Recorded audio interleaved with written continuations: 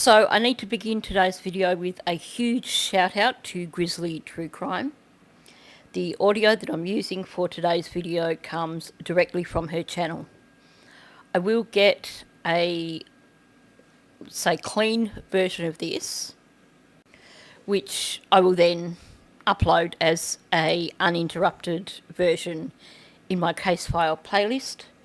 But for the purposes of this video, for the purposes of my commentary, my analysis, all that sort of thing, I've basically grabbed the audio directly from Grizzly's live stream that she did discussing this same thing.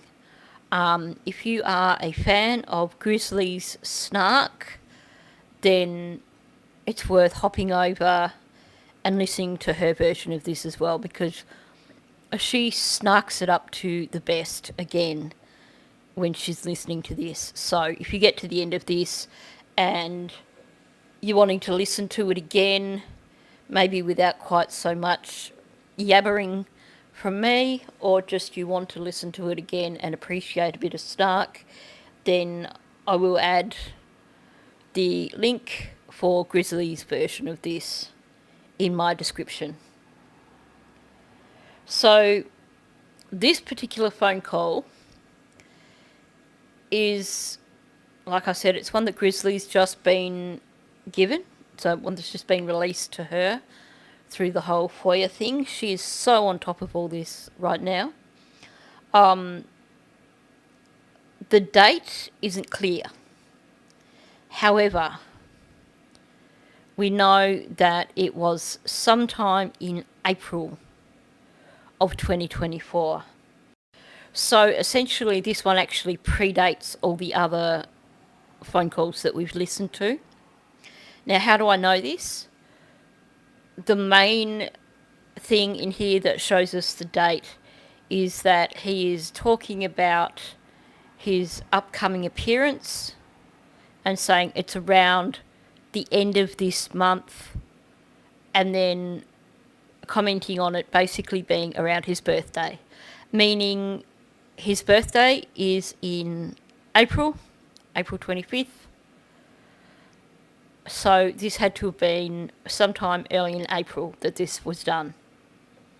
It's only him and Chris on this one. No sign of Deb.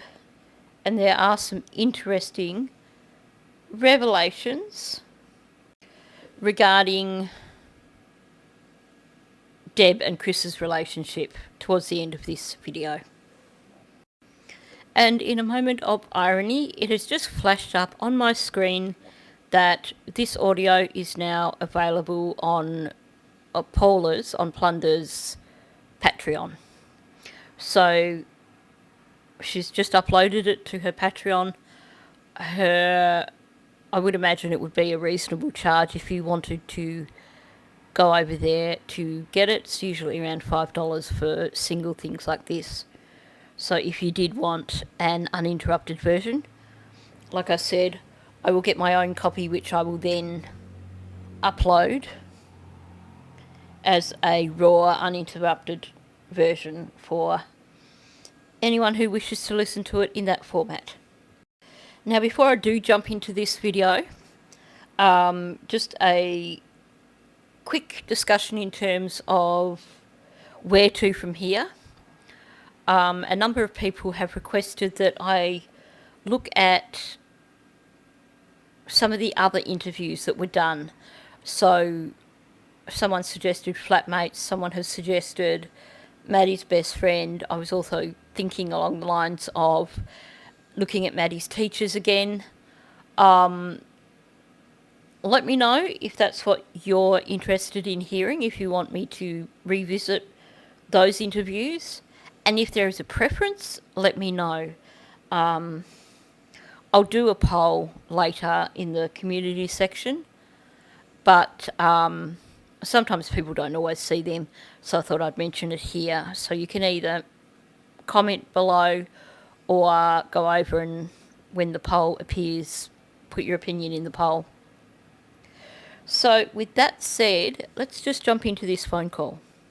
Thought we weren't going to hear from you till tomorrow. Yeah, I didn't realize that I could actually call right back after the 15 minutes was up. I'm out walking, so it's just going to be you and me. Okay, that's fine. You'd been asking me where the watch was, and I tried to quickly convey those instructions to you. Did you still need me to go over that with you? Yes. Okay. Yes. So Stephan commenting that he didn't know that he could call back after 15 minutes says to me this would have to be right at the very early part of April, at the beginning of April. We know that by May he had that all figured out, but that to me, it basically to me suggests that there hasn't been a lot of phone calls between him and his parents up until this point. So this would probably be maybe a month into him being incarcerated. Meanwhile, what do we get? Straight into the discussion of that damn watch. It's interesting that Stephan has said here you wanted to know the location of that watch, which to me suggests that perhaps this whole ongoing watch thing comes from them saying, look, if you want us to help you out with money for phone calls, commissary, etc., that basically we need to sell some of your things. Stephan's probably gone, yep, my watch, you can sell that. Which, if we look at it in that context, the fact that this conversation has gone on and on over multiple phone calls, where's this watch? Have you found my watch yet? I can't help wondering if Stephan actually lied to them over the location of the watch because he didn't want them to sell his watch. He would have rather them just pay for all his expenses out of their own pocket. We did see in one of the documents that basically Chris found an old hard drive in a box in his storage unit, or a box from his storage unit. And in that same box as the hard drive was a watch. Now, this was all discovered, the USBs were discovered early April. So I suspect that what has happened here is that Stephan has pulled a Swiftie on Deb and Chris, basically agreeing that they can sell his watch to pay for some of these jailhouse costs, and he's lied to them about the location of the watch, basically so that essentially they weren't spending his money, they were spending their money, and he probably thought he'd outsmarted them. They wouldn't find the watch, they wouldn't sell his watch, and at this point in time I think he believed he was getting out. But then with this account of Chris having found the hard drive in a box with a watch, and yet Chris never mentions it in any of the later phone calls. Like, he doesn't say to Stephan, oh, we found your watch, but not where you told us. I had previously speculated that they may have perhaps sold the watch without telling him to recoup their costs. And now I'm thinking that's quite likely. Maybe they've sold it without telling him, because remember, Chris was very definite in terms of there was one phone call and Stephan came up with a value that he thought the watch was worth, and Chris was very definite with, oh no, look, it would only be worth about this much. So I suspect that they've basically played him at his own game, sold the watch, having found it not in the location where he claimed it would be, and then because he did lie to them over the location of the watch, clearly thinking that they wouldn't find it and then he wouldn't have it, they wouldn't sell it on him, I think they've gone, okay, well, let's just pretend we haven't found it since he told us, he lied to us about where it was, and basically we'll sell the watch, put the money in his commissary and let him think that the money came from us, not from the sale of his watch. I mean, at the end of the day, none of this family is overly honest. So at the foot of my bed, there's a bunch of my, boxes from when I moved there.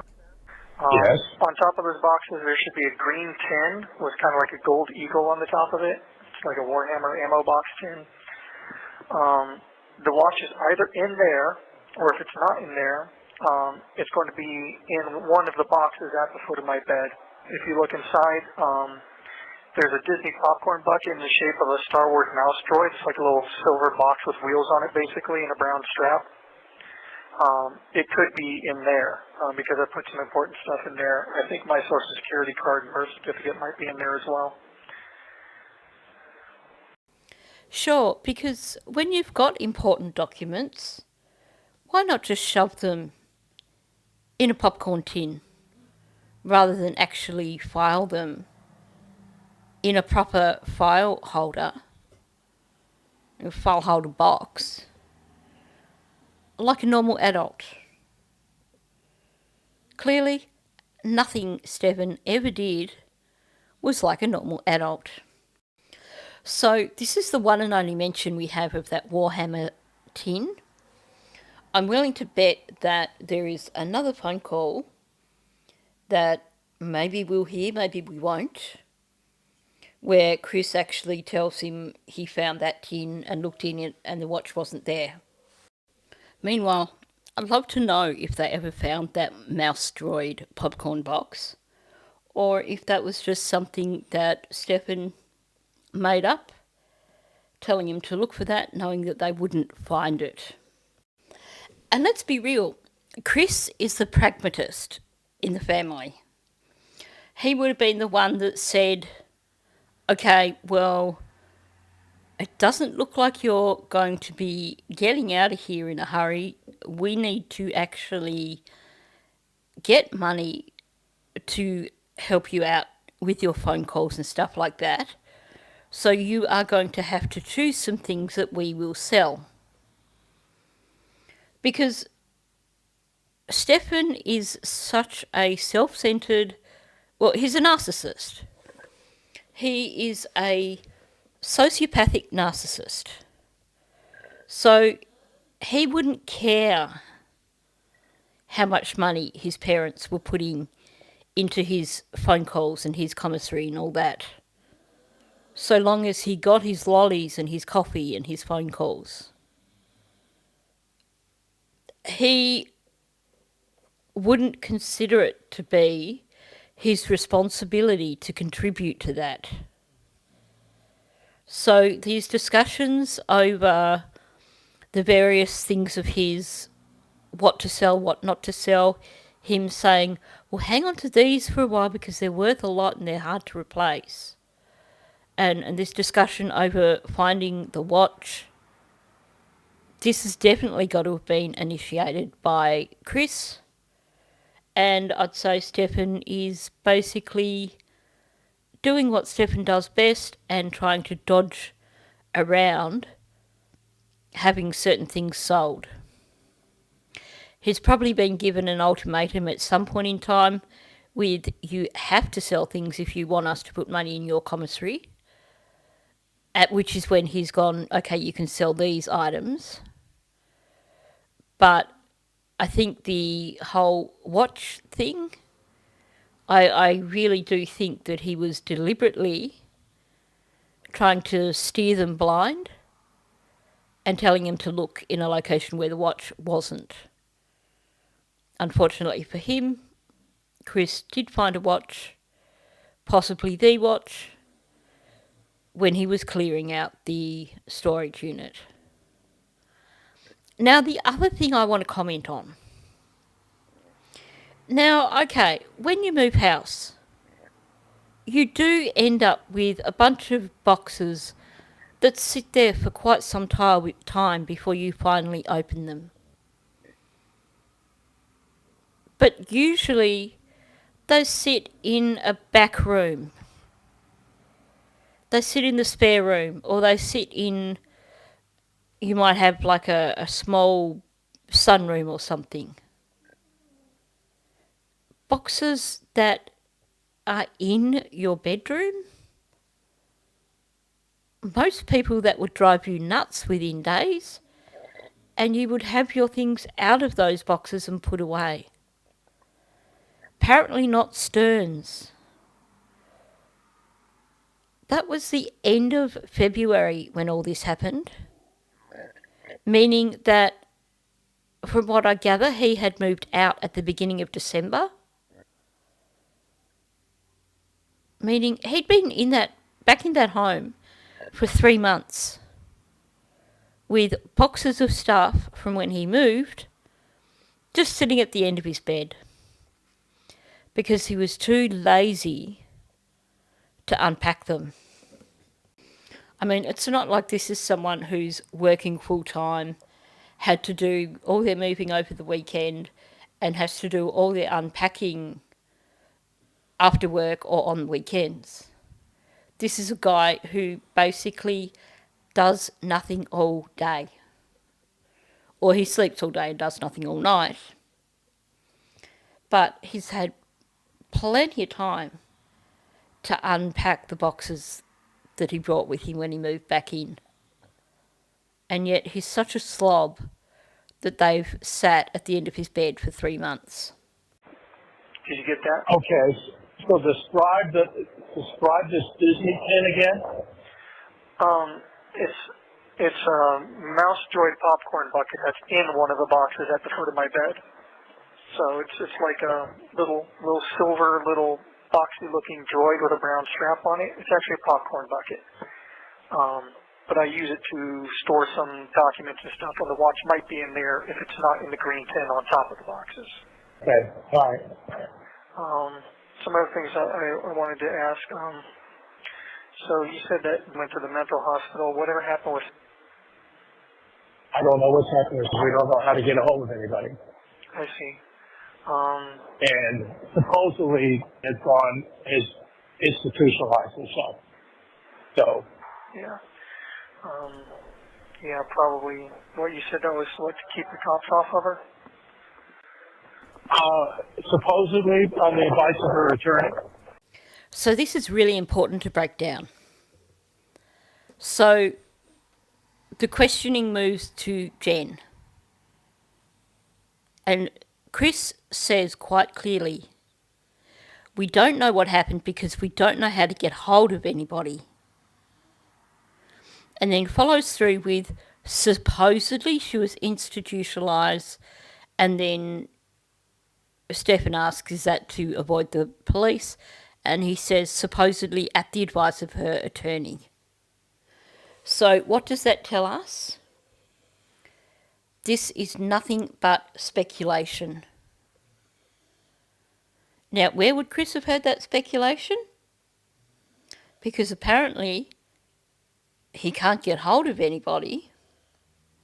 The speculation comes from online. The speculation comes from listening to YouTube channels. He claims later on in this call that they don't listen to them, they only listen to media channels. But we know that's not the truth because they actually admit to Hidden True Crime that basically they'd been listening to channels and they knew which were the good ones. And that's why they chose to speak to Hidden True Crime, because they weren't they weren't bashing Chris and Deb or, whatever the comment was, but they were basically saying to Hidden True Crime, we did our research, that's why we went with you. So we can now put that rumour to bed about Jen having hidden out in a mental institution. Because we know there's been no communication from Jen's family with media, no communication with YouTubers, no communication from anywhere. So the only possible source for anyone saying Jen has been institutionalised would be the Stearnses. And here Chris has admitted outright they don't know what's going on because they can't get hold of anyone. I know there is a YouTuber who claims that she's had an exclusive interview with a former flatmate who just happened to be the one who drove Jen to the mental hospital and knows that Jen is hospitalised. But look, I'm just going to say bullshit on that one, because there are so many inconsistencies with this account from this supposed former flatmate that I feel extremely confident in saying it's just a hoax. Which takes us back to square one. There is no reliable source for us to say that Jen was institutionalised. Full stop, end of story. To me, it definitely seems like it's just one of those rumours that got passed around so much that no one knew the origins, and people just suddenly started accepting it as fact because they heard it so much. I see. Did you guys ever get the silver Lincoln back? Oh, no, we don't expect to see that until we see the trial. Okay. That's actually being extremely optimistic, thinking that they will get the Lincoln back after the trial. Because, of course, it seems extremely unlikely that they would release one of the crucial pieces of evidence until after the appeals process has been thoroughly exhausted. Meaning that if Stearns does get the DP, those appeals are going to go on for years. Given Deb and Chris's ages, by the time the appeals process has been exhausted, they're not even likely to be around. So there's a good chance that Chris is not going to see that Lincoln again. And I assume no other belongings that were left were able to be retrieved either, huh? Yep. Okay. I mean, the police had the gun, so that can be released to me. Of course, the phone I let you use, They took,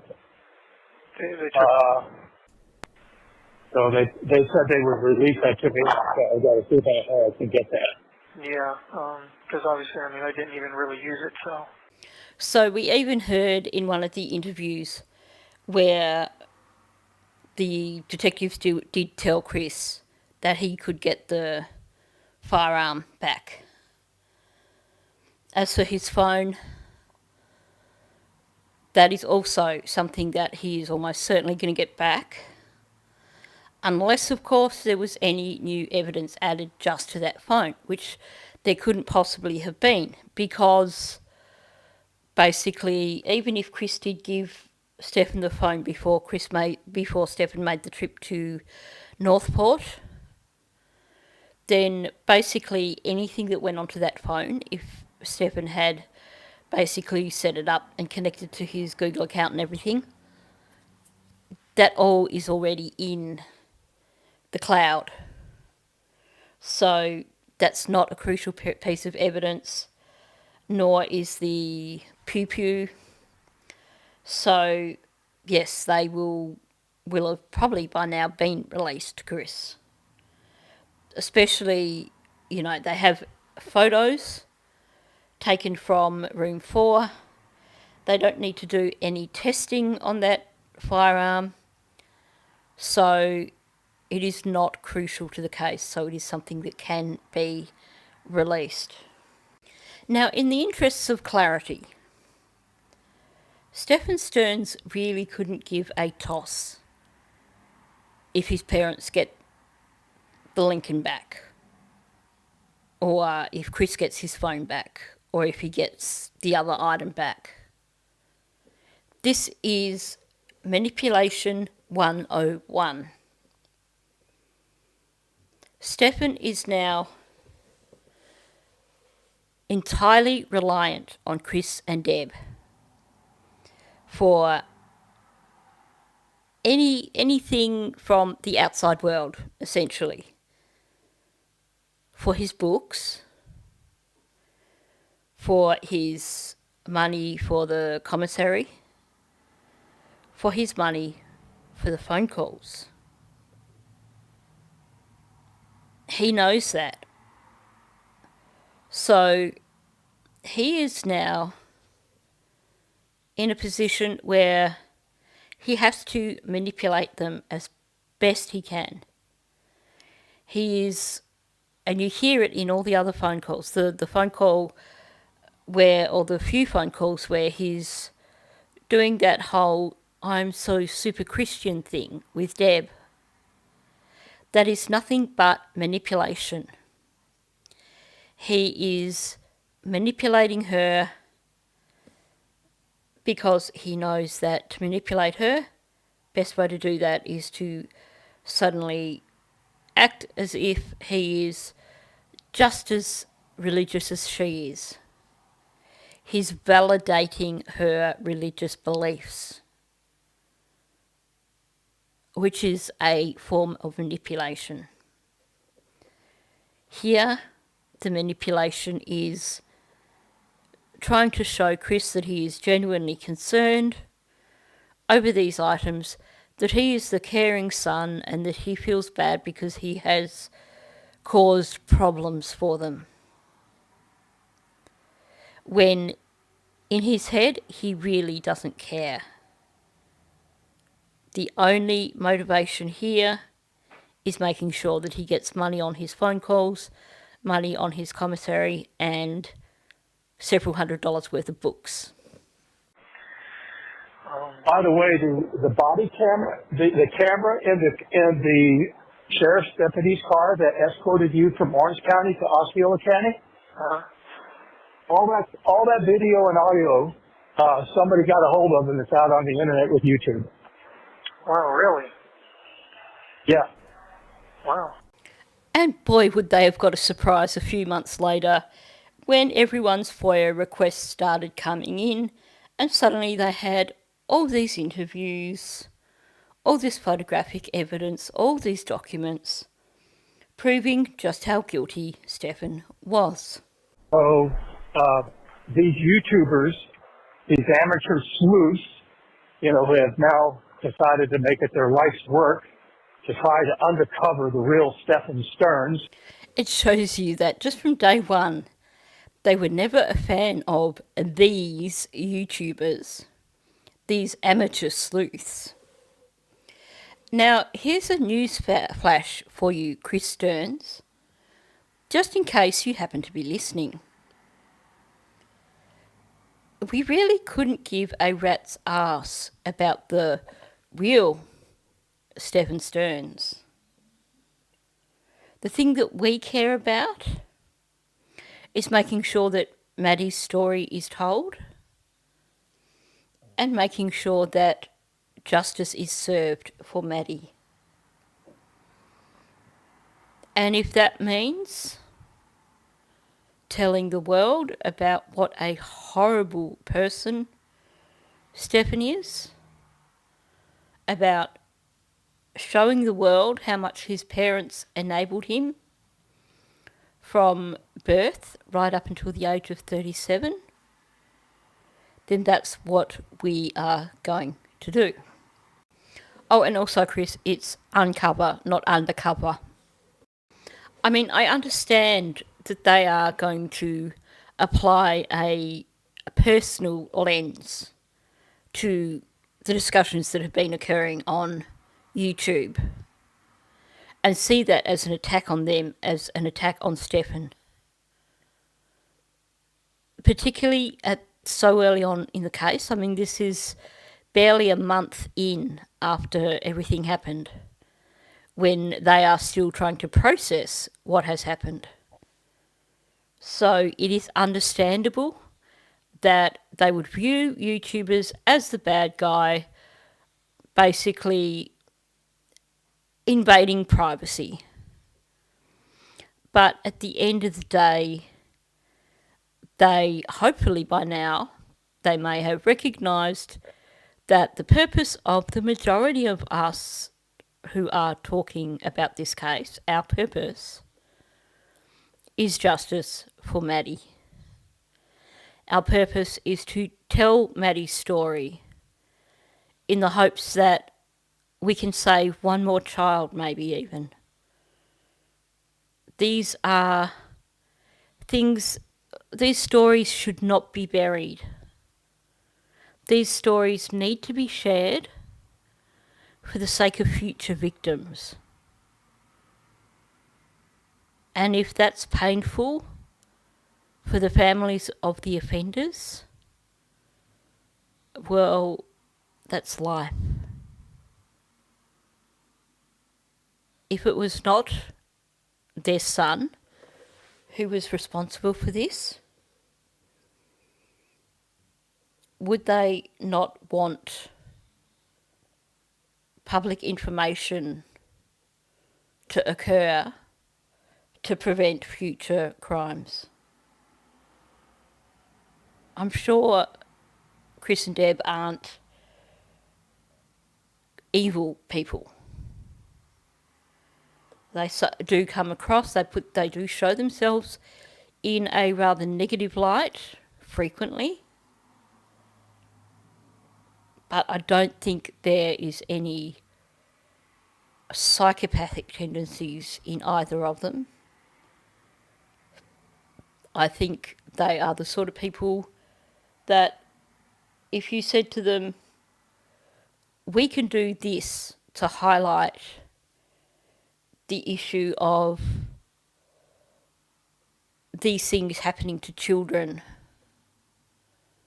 in order to make sure that we can try and end these things happening, or at least make people more aware. I'm sure if it wasn't their son, they would accept it and they would understand. But because it's Stephan, to them this is an assault, this is a personal affront, and they don't see the real motivation behind it. And of course, they're drilling down, to the whole family and making quite a circus of the whole thing. That entire video is on YouTube. The entire conversation you had with that deputy. Okay. So, I'm pretty sure we talked about music most of the time. Yes. Oh, yeah. Now, if someone came to me and said, you know what, there's a video of you having a conversation with someone on YouTube, I would immediately know that that person has watched that video. Stephan is such a dummy. Chris is telling him, there's this video on YouTube. It has the entire conversation on there. Basically, he's not going to say it outright because he is aware that the phone calls are being recorded. But he's signalling to Stephan that he knows what was discussed. He's seen this video. Seriously? Your son's been incarcerated. You're still trying to wrap your head around what the heck happened. And a video pops up on YouTube of him being transported before he was finally incarcerated. Of course you're going to watch it. And yet Stephan goes, oh, well, we mostly talked about music. He lies outright to Chris. I don't recall hearing him once talk about music during that entire trip. It was all about Stephan feeling sorry for Stephan. He was cold, he didn't have a blanket, he had to use a toilet roll for a pillow. It was all about poor me. I haven't slept. Poor little Stephan. Feel sorry for me. Nothing about music. And Chris knows that. Hence the reason we get the yep.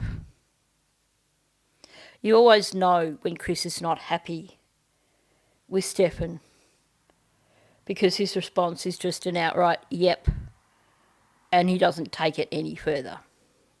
She used that, one of these people, Blunder or somebody,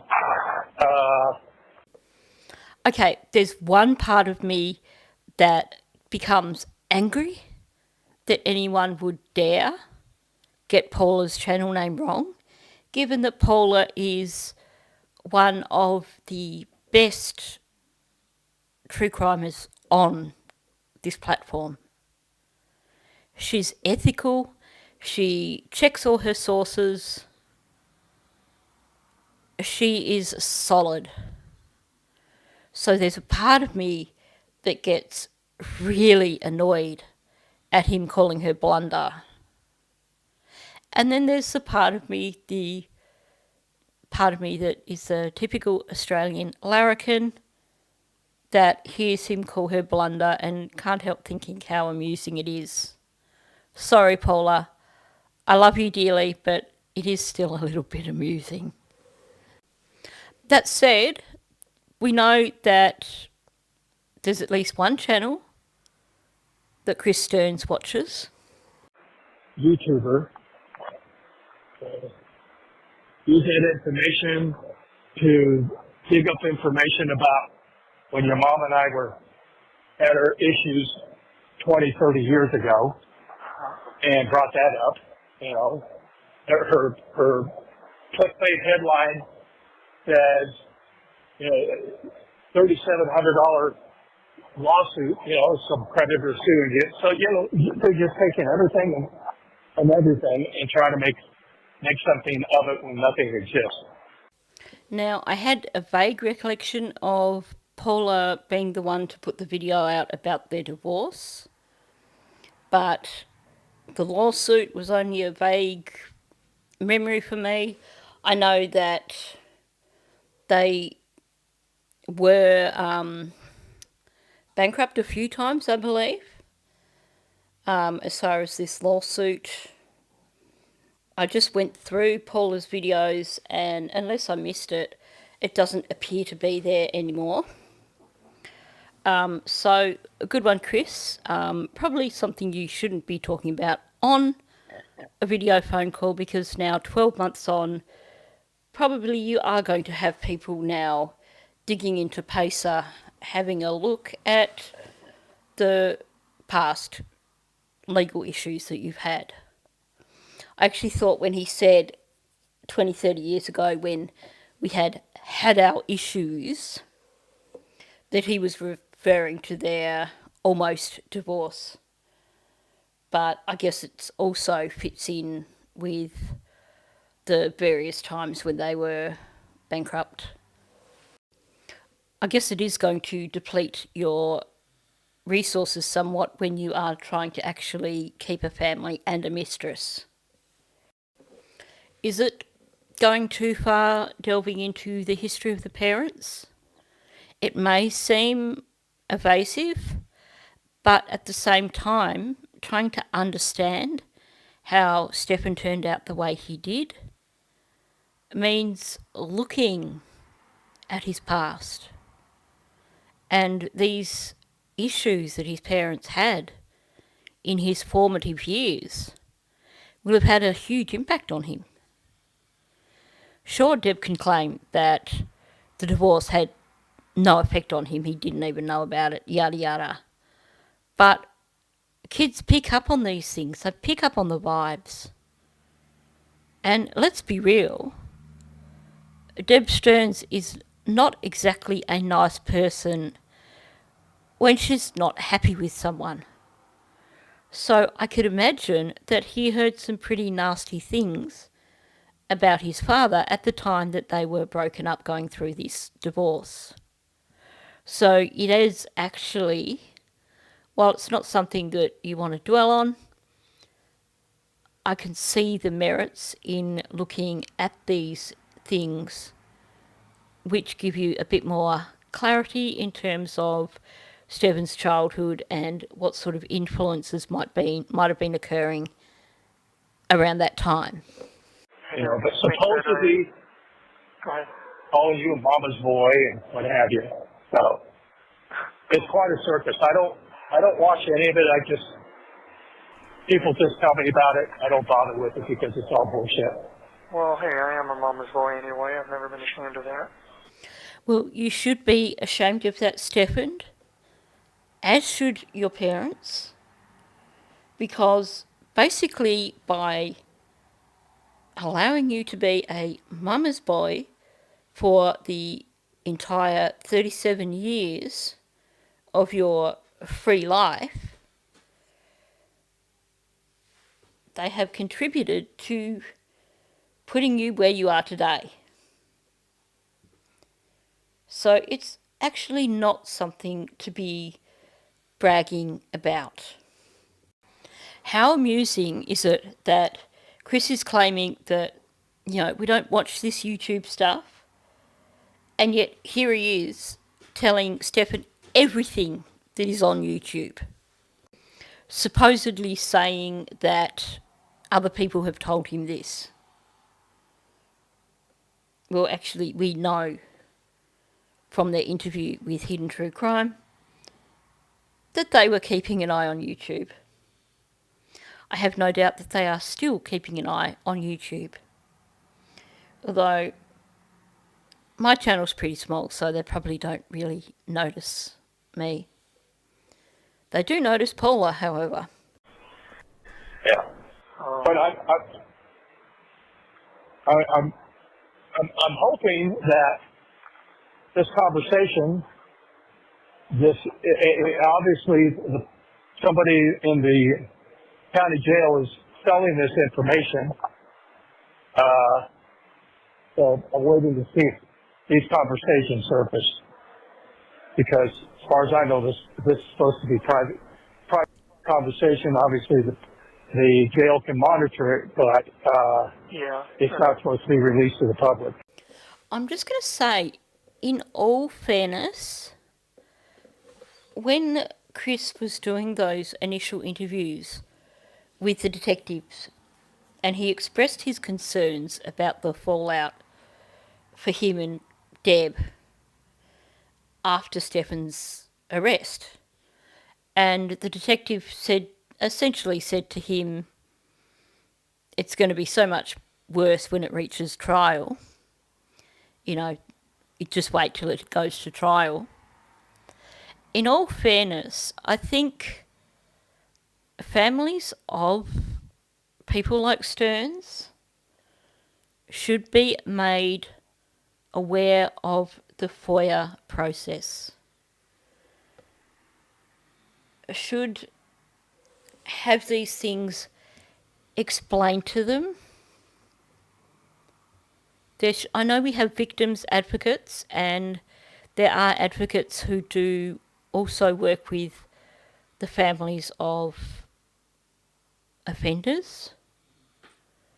But I just think it would have been fairer to have said to Chris and Deb at the time that Stephan was arrested, when they're talking about the fallout, just say, so you know, Florida is a sunshine state, meaning that YouTubers, media, TikTokers will FOIA anything and everything relating to this case.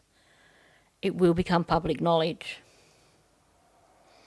Clearly Chris understands that now, but he clearly didn't understand that at this point in time, and it seems that he believes that someone has broken the law and sold these confidential phone calls. Here's the thing. When you are incarcerated, the only confidential phone calls you have are those between you and your lawyer. That's why you get this message at the beginning of the phone call warning you that it is being recorded. But let's be honest, at this point in time, Chris and Deb were angry with the world. They weren't prepared to hold Stephan accountable. They were still blaming Jen. And so part of being angry with the world is being angry with the invasion of their privacy. Not really understanding that from here on in, whether you like it or not, you are a public persona. And there will be, supposedly a redacted version of my arrest report was leaked to the public as well. Oh yeah, yeah. So I'm not sure who's leaking all this stuff, or what sort of effect that has on all the meetings. This is a high-profile case, and so somebody in there's looking to make a buck. Yeah, well, I imagine this probably taints the whole process, though. Yeah. And I bet Stephan was thinking at this point in time that he was going to use this as a grounds for appeal, as a grounds to have his case thrown out. So he was probably really disappointed when his lawyer explained to him that nobody was illegally selling these documents or this video footage, but that in actual fact people were requesting it via FOIA. Now, yes, people have paid for it, and they've paid for it through the nose because of the redaction process, of course, because there is just hours and hours of time put in by staff redacting crucial information that is held from the public, including identities of minors. And I'm just going to get on my soapbox for one moment and just point out that as a creator, you have a certain responsibility, meaning that if you receive body cam footage via a FOIA request, and in that body cam footage, the name of a minor is given out in full, then you should actually be redacting that name yourself before that footage goes onto YouTube. This is something I did when I was putting out a particular body cam video to make sure that I was protecting the identity of a then 13-year-old girl. And I was bitterly disappointed to see another creator release their version of that video with that girl's name in full, not redacted. And then after that video had been out there for a while, and I had even commented on that video, could you please remove this video and remove the child's name and then upload it, re-upload it.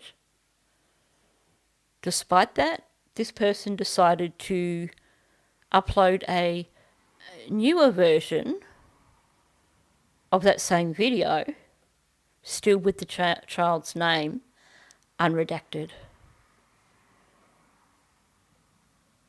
I have respect for that creator. I like the work they do. I think sometimes they do stretch things a little bit in terms of they come up with ideas that in their head seem to be the only answer, and they push them as the only answer when there could be other answers. And I know a few people have taken things that this creator has said when they have been sharing their opinion or speculating, and I know public have basically believed them, thinking that they are stating fact. Fact is something that you find in a document. Fact is something that you hear stated in a witness interview. Fact is not something that is claimed by a YouTube content creator.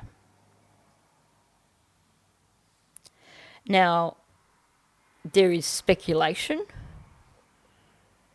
For example, I can speculate with regards to Maddie having been unalived after 1:30 in the morning based on the documentation which shows that the video of him transferring her into the trunk of his vehicle at 9:40 a.m, she was still limp at that point in time. When you factor in rigor, that means that she could not have been deceased prior to 1:40 a.m. But even that is still speculation. That is speculation based on science, based on documents, but it is still speculation. Speculating just because of something you see in a photograph is pure speculation when there's nothing solid to back it up. Okay, I'll get off my soap stool now. Let's get back on with this phone call. So, who knows what's going to happen with that, but, so I told you where the watch was. In addition to that, I found your wedding band when we were cleaning out the storage. Okay. That's in a black ring box on the shelf above my desk. Okay, you probably don't need me to translate that for you, especially based on Chris's reaction. I found your wedding band when we were cleaning out the storage in a box. And Chris is like, okay. Let's translate that to what he was actually meaning. I saw your wedding band somewhere and I stole it. Because you weren't wearing it, basically, it was easy to steal. I stole it. I hadn't had a chance to sell it yet. You can find it in my room. Now you can sell it so that you can buy me lollies. I mean, seriously, in what scenario would you find someone's wedding band and decide to keep it for yourself? Especially when you know exactly whose wedding band it is. I mean, even if you were walking through a supermarket and you found a wedding band on the ground, you're not going to keep it. You're going to either hand it in to the shopping centre management, if there is a management, or you're going to take it to the nearest police station. Or, as some people do, as I've seen, you may advertise it on Facebook and say, I found someone's wedding band. But when we are talking about family, you find a wedding band, you know exactly who it belongs to. And yet you decide to stash it away in a box in your bedroom. I could understand if we were talking about an 8-year-old kid here. Because for 8-year-olds, they haven't quite gotten the grip of right and wrong in terms of finding something and realising that actually that might be something that is important to someone else. And just because I found it on the floor or on the ground doesn't mean that it's mine.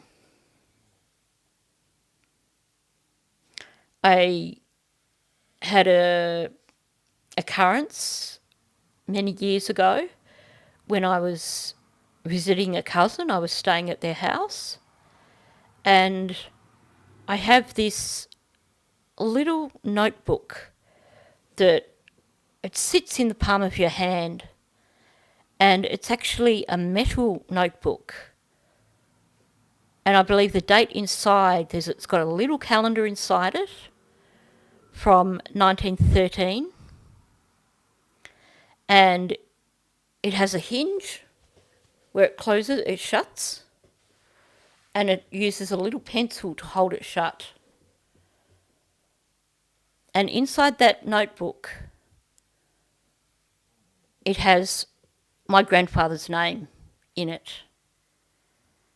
That notebook belonged to my grandfather, who died in 1942. So to me, that is one of my most treasured items. And I had that in a bag when I was at my cousin's place. And my cousin's kid, who was I think 7 at the time, had a little friend from up the street, and they were playing, and they actually discovered this. Now, I knew that it didn't come out of the bag, because something like that, such a treasure, it never comes out of the bag. But my cousin found him later with this. Luckily, my cousin looked inside, saw my grandfather's name in there, and realised it was mine. So it came back to me. And of course the kids claimed that they found it on the floor somewhere. That happens with kids that age, because they don't understand value, they don't understand sentimental value. They just think, I found a treasure, it's mine. But we're talking about a 37-year-old man who should understand that that wedding ring wasn't his. I think we found that. Yeah. You found that? I think so, yeah. Okay. But yeah, I just want to let you know that that was found. I'm not totally sure where my family ring is. I have it. Oh, you have it. Okay. So you found that. It was on the shelf. It was on the shelf. Okay. I thought it might have been, but I wasn't super sure.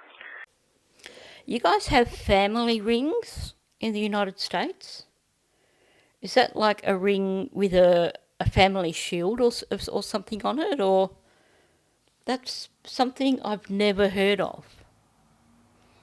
It's just, you have rings for everything.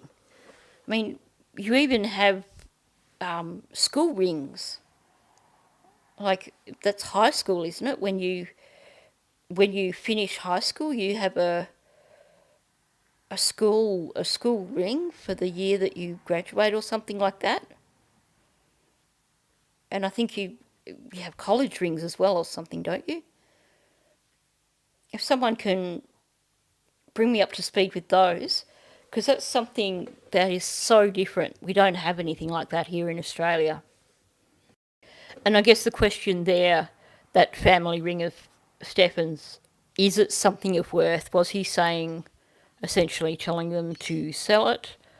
Or is it just something that, having admitted that he'd stolen his father's wedding ring, now he was basically offering that in compensation? Because that is another classic manipulation tactic. Oh, look, here's your wedding ring that I stole. Oh, by the way, did you happen to also find my family ring? You can have that now. This guy is a sociopathic bowerbird. Yeah. What about the Rollies? I've never had that. It was given to you, and I never had possession of it. Well, your mother did something with it, but we have to figure out where she stuck it. Yeah, unless it was sold while we were still in Summerport.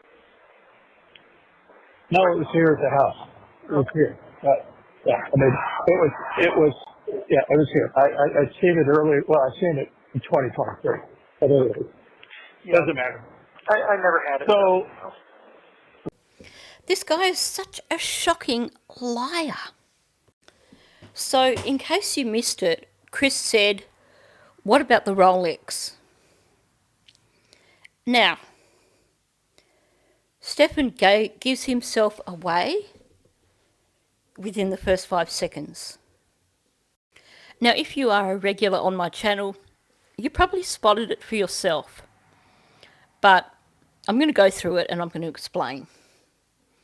So, as I've mentioned previously, the brain is not hardwired for telling lies. It is not our natural state. So, when we try to tell lies, the brain will sabotage that. It may be that your non-verbal communication, what you're doing with your face, your shoulders, your hands, your arms, that may not actually be synchronized with your speech.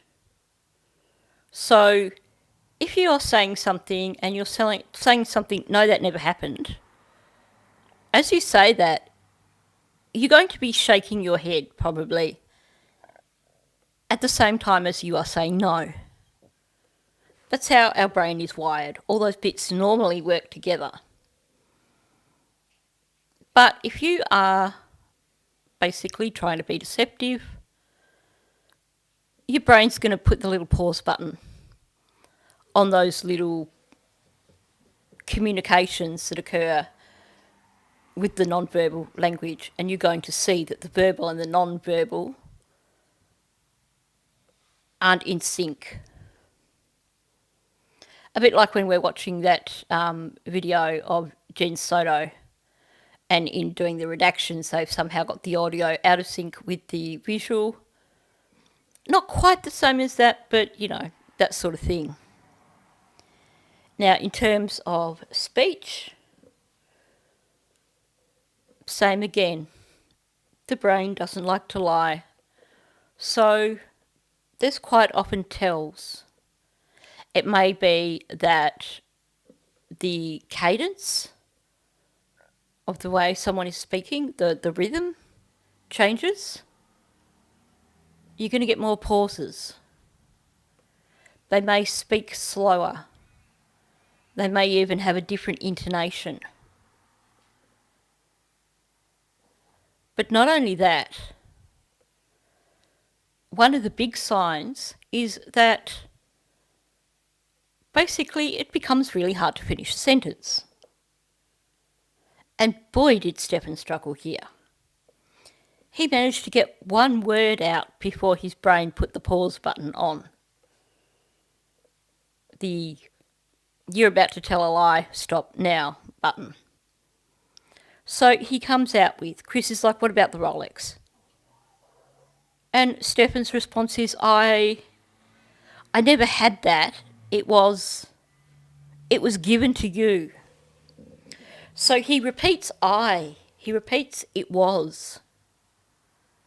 He does finally get that sentence out. And he finishes with, "I never had possession of it." But it took a few attempts, it took a few false starts for him to actually get the full sentence out. Because his brain was screaming, "Stop, that's a lie, don't say it." You'll note a few things here. The "it was given to you" is basically a classic attempt at persuasion, attempt at manipulation, and also a bit of an attempt at guilt. Why would I have it when it was given to you? Are you accusing me of stealing it? That's what the implication is here when he says it was given to you. Essentially, why would you even think I would have it? Because it was given to you, it wasn't given to me. And I'm such an innocent person who never does anything wrong, so there's no reason for me to have it. But he's also been overly persuasive with his objecting to actually him having never had it. I never had that. I never had possession of it. He's doubled down. If he was being truthful here, I would expect to hear, well, I've got no idea, I haven't seen it in ages. Or, I've got no idea, I don't have it. But no, none of that. We get the stalling in the sentences, he can't get a full sentence out, and the overly persuasive attempts to say that he hasn't got it. All of it, not just the I never had it, I never had possession of it, but also it was given to you. All three of those are basically the same thing. I never had it, how would I have anything to do with this? I'm innocent. Okay, but let's be honest here. Chris is manipulative also. His response after Stephan saying that is, then your mother did something to it, but we have to figure out where she stuck it. I don't believe for a moment that Chris actually thinks that Deb put it somewhere. That Deb is responsible for the absence of a valuable Rolex watch. A Rolex watch that belonged to her father or grandfather, I can't remember which. Something like that. You're going to make sure you put it somewhere safe. We know how important it was to Deb because, oh my gosh, how many times did this watch get brought up? We get the mention of it even in September of that year when they do the interview with Hidden True Crime, and Deb once again brings this watch up and says that Stephan sold it. So essentially what Chris is doing here is the guilt trip, which with a child who has learnt right from wrong, a child who has developed a conscience and understands that their actions impact other people, this can work a treat with that sort of child. Because basically you're essentially saying here, well, okay, I'm believing you, or essentially it means I'm pretending to believe you, so now I'm going to go and accuse an innocent person, and that's on you. It's a guilt trip. Chris is putting a guilt trip on Stephan, or attempting to put a guilt trip on Stephan. Basically going, okay, yep, we'll just blame it all on Deb now. And you're supposed to feel bad about it because you've lied about this watch. And at this point in time, if you are a halfway decent person, this is when you're going to back down and go, all right, I know, this is where it is. But we know that Stephan is a sociopath. He's a narcissist. He doesn't care if Chris is going to go and blame Deb for the watch being missing. He doesn't care if this is going to lead to an argument between Chris and Deb over the absence of the watch. To him, the possibility of Chris getting off the phone and saying, well, actually, Stephan said he's got nothing to do with the watch missing, so you must have lost it. Stephan doesn't care about that. Stephan cares about Stephan. So Chris's attempt here to manipulate Stephan into actually telling the truth failed.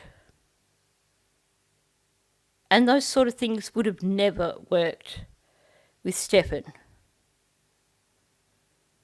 Maybe there were a few instances when Chris had him absolutely banged to rights where suggesting that he was going to go and take it up with someone else instead, would have showed Stephan's guilt, and Stephan's had to back down. That in this instance, I believe the watch was already gone. Stephan had nothing to lose. So, what is Stephan's response? Instead of going, yes, I had the watch and I sold it, his response is, yep, unless... So this sentence is so hard for him to get out because he knows it's a lie, and he also knows that he's attempting to make an unfair accusation about someone else. He finally gets out, unless it was sold, while we were still in Summerport. Now, just think about the way he said that just then. That is a passive sentence. What is the sentence talking about? The sentence is purely talking about the watch being sold. Who sold the watch? He doesn't tell us. There's nothing in this sentence about someone in particular selling the watch. Because, of course, not only does the brain rebel against telling lies, but it definitely rebels against telling lies that are basically making an unfair accusation against another person. Stephan knows full well that Chris wouldn't have sold that watch while they were still in Summerport because that watch belonged to Deb. He also knows full well that Deb wouldn't have sold that watch because it meant something to her. So he's not going to directly accuse either of them. Obviously, he's not going to accuse his father to his face and say, well, unless you sold it while we're in Summerport. But he's also not going to go far as saying, unless Deb sold it while we were still in Summerport. His brain won't let him go that extra step of making an accusation that he knows is unfounded and unfair, particularly against his own mother. Because, of course, the thing is, even though he would throw his own parents under the bus if it meant saving himself, even though he is quite comfortable with lying to his parents, he himself admits he's a mummy's boy. You have that weird, overly close relationship that exists between him and Deb, and he wouldn't want to jeopardise that. He wouldn't want to stop being mummy's boy. So he's not going to outright accuse her of selling her own watch because it's a lie. Hence the reason you get the passive sentence. The watch was possibly sold while they were in Summerport, but I'm not going to name anyone up. This is just something that happened to the watch. This is not something that was done by somebody to the watch. I'm not sure if I'm explaining that really well, but hopefully you understand what I'm saying. Chris says, well, no, that didn't happen because I saw the watch as recently as 2023. Remember, this is April of 2024. So Chris is saying, I only saw the watch last year. And so Stephan, once again, instead of going, well, gee, I don't know what happened then, has to double down. Although he still can't get the sentence out.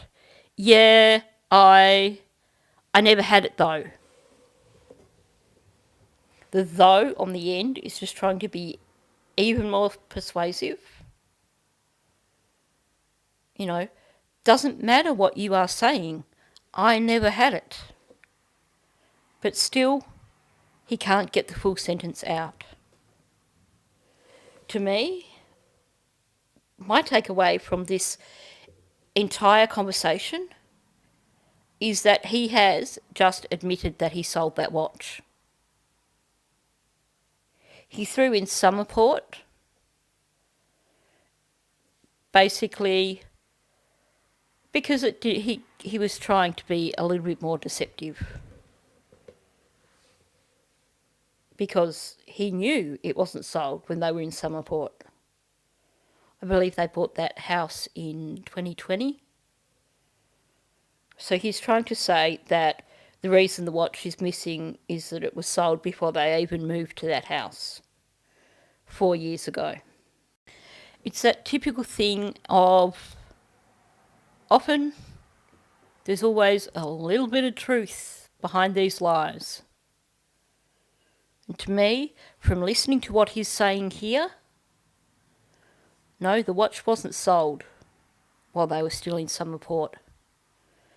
But I would put money on him having sold that watch himself so that he had money.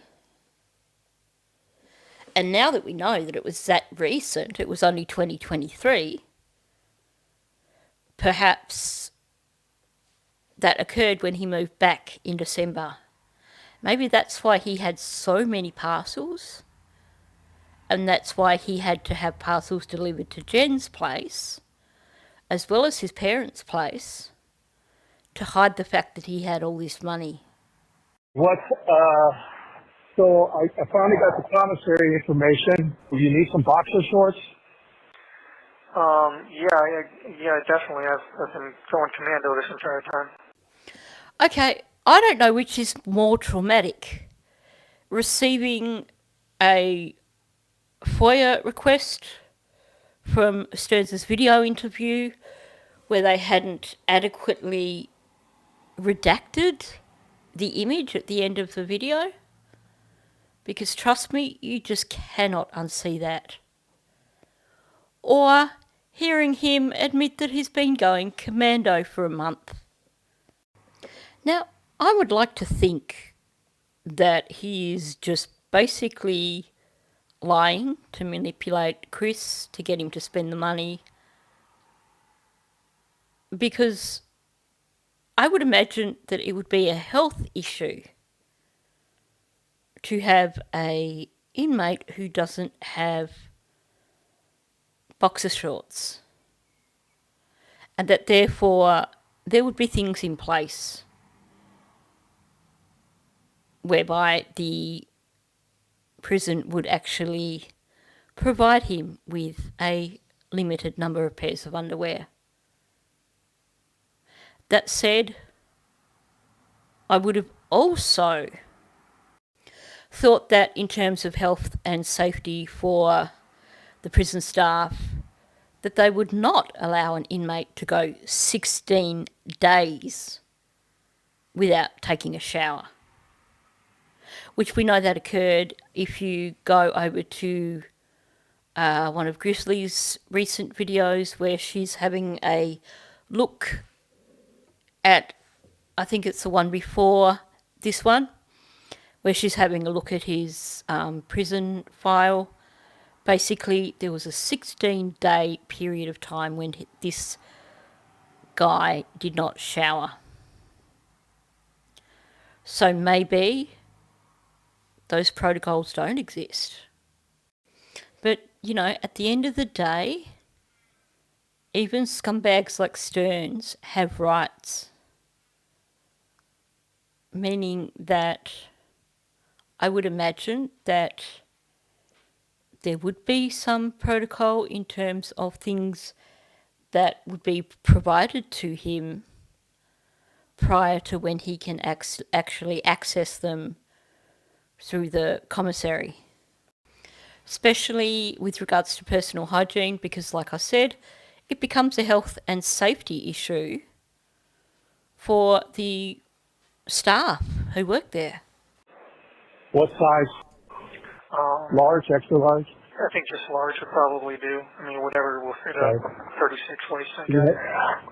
they have the ability to wash some stuff? I'm sorry? Do they have the ability to wash this stuff? Yeah, I believe they collect laundry and do washing like once a week or so, from what I All right, so I'm not sure. But, So he's been there a month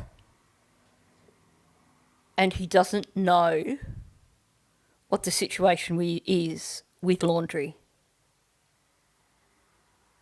I would imagine that they would actually probably have a daily collection of laundry because they're going to limit how many items in terms of boxes and that stuff that an inmate can actually have. And also, of course, by having it on a daily basis, it would be an ongoing thing as opposed to suddenly having to do 2,000 inmates' laundry on one particular day. So I'm now wondering if that no-show in court, way back then, was actually a decision by prison guards because he would have stunk out the entire courtroom. I get you a couple pairs, and you need socks? Yeah, I'll probably need that.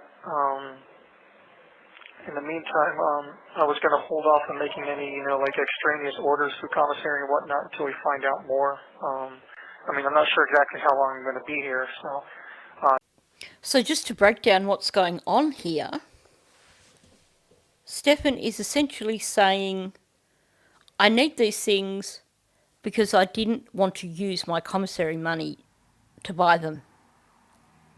He's basically letting Chris and Deb buy these things for him, but not through commissary, because obviously they can't order commissary from outside of the prison. So essentially you've got one of two things happening here.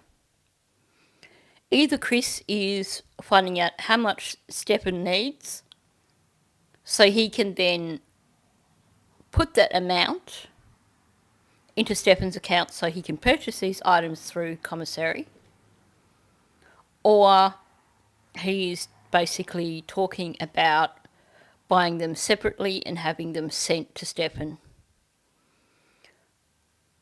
I'm not sure if that is done in the United States, but if it was done, it would be a thing where basically these items have to be brand new and they still have to be in their packaging, because obviously they can't just send anything to inmates because you can smuggle anything in. I mean, if you're talking about handmade cards or clothing that's not still packaged, brand new, still packaged, they can soak them in drugs, and then inmates have a way of getting the drugs out of those items. So there's got to be limitations. I mean, given that Chris brought up the commissary first, maybe that's what he is saying in terms of we need to figure out how much money to put in your account so you can buy these things, now that I've seen this list. And of course we know that if that's the way that Chris is planning on doing it, that Stephan has probably told him more than what he needs, and quite likely maybe Stephan has been provided these things. But he's going to make sure he gets as much money out of Chris as possible so that he can buy extra lollies, extra coffee, extra little treats. I did want to mention to you that my first mandatory court appearance that cannot be waived will be at the end of this month, sometime between the 26th and 28th. Supposedly, I thought was the 24th of April. Well, it could be then too. I got basically a rough estimate from one of the attorneys that is kind of associated with the case, but not really the main one. So yeah, it's going to be towards the end of this month. I guess before or after my birthday, probably. But Yeah. Supposedly, the trial's supposed to be May 14th. Oh, I hadn't heard that, but I guess you might know more than I do. So my earlier comment about them possibly not allowing him to go to that first appearance because of how much he smells was probably wrong, because he's really emphasising the fact that this next one is a mandatory one where he has to be in the courtroom, meaning that he's probably been read his rights by his lawyer, who said, okay, this time around you can't hide out in your cell, you've got to show up. So yes, it appears that he was just staying in his cell and sulking with that first appearance when he didn't show up. I'll tell you what, I hope we have eyes in the courtroom when this does go to trial, because I am very curious as to whether or not Chris and Deb are going to attend the trial. Well, and again, follow mainstream media only, whatever they have in the paper. Well, they've got better sources than I do, because I'm pretty much, in the dark most of the time here. Wow, Chris really is dark on YouTubers, isn't he?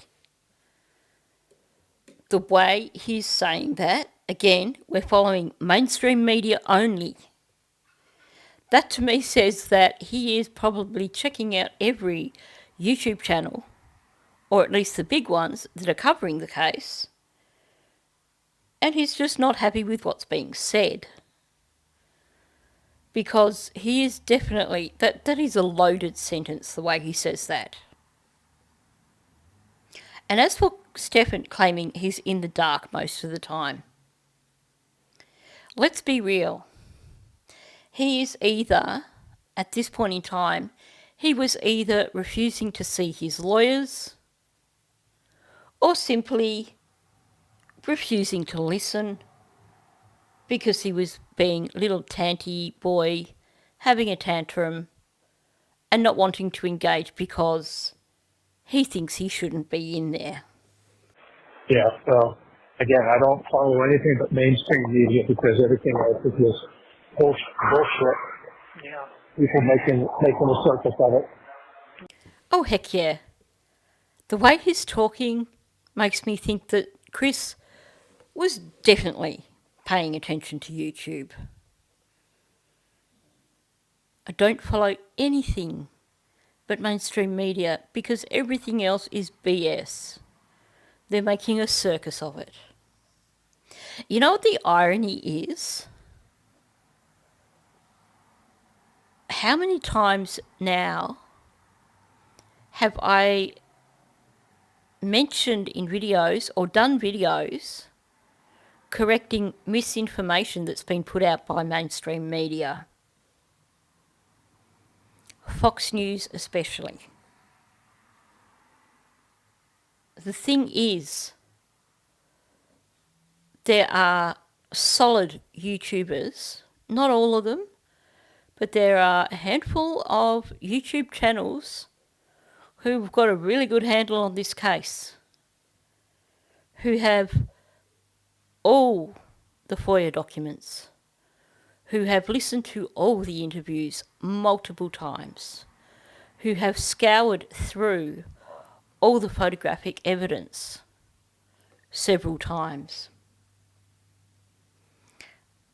They are far more knowledgeable than mainstream media, who can't even accurately interpret a 2-page court document.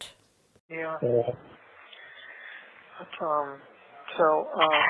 also these phone calls, they're 21 cents for the first minute and 21 cents for every minute after that with a 15-minute limit. So it's about $3.15 per phone call. If we Okay. Well, I just put $100 into that account. Okay. Perfect. That should last quite a while then.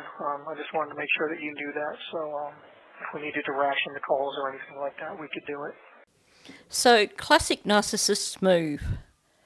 Let's direct the conversation back in a direction where it serves me. Stephan's not interested in hearing about Chris's views on YouTube or mainstream media because it doesn't serve a purpose for Stephan. There's no gratification there. So let's just talk about the money side of things again, shall we? I'm going to redirect straight to that, and let's try and do a little bit more manipulation. So he brings up the phone calls. He is, of course, manipulating. He is angling for Chris to put money in his account for his phone calls. And he carefully goes through how much all the phone calls cost. Just so Chris knows. Because this is crucial for Stephan. He needs to maintain this line of contact between him and his parents, so he has the ability to manipulate them to get everything that he needs. They're his bank now. He's heavily reliant on them. But he also knows that there is that emotional connection as well, meaning that he knows he can manipulate them and make sure that they do put the money in for the phone calls, because at the end of the day, they're his parents, and at that point in time, they're not showing any signs of wishing to cut off contact with him. So in his mind, he is also manipulating them, saying, well, I need you to put money in or I won't be able to speak to you. And that would be sad. It would be sad for me and it would be sad for you. So this is where he's angling with this. And Chris says that he's put $100 in. And instead of going, wow, thank you, that's going to last forever,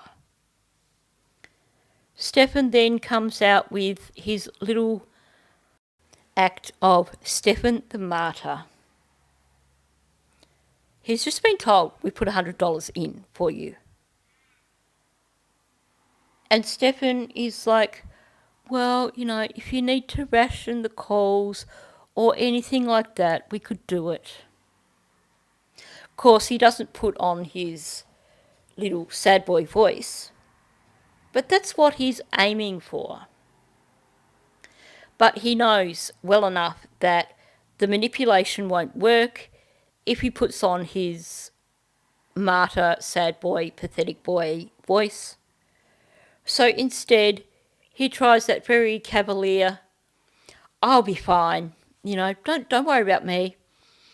I'm thinking of you guys only. I'm such a caring person. I understand the imposition on you, and I don't want to put you out. I'm a hero. This is pure manipulation. Him saying the need to ration the calls is implying not having enough calls. If it happens that we don't have enough calls because there's not enough money in there, we could do it. I'm a martyr. We could do it. Notice he's saying we could do it because he's basically acknowledging here that it would also impact on Chris and Deb. He's reminding Chris that if we have to ration the calls, that means you don't get to speak to me as often. You get less access to me. You're my parent, you should care about that. If you don't care about that, you should feel guilty. So, underneath all this is some major manipulation. And you see this in all the phone calls when he's talking about things he needs.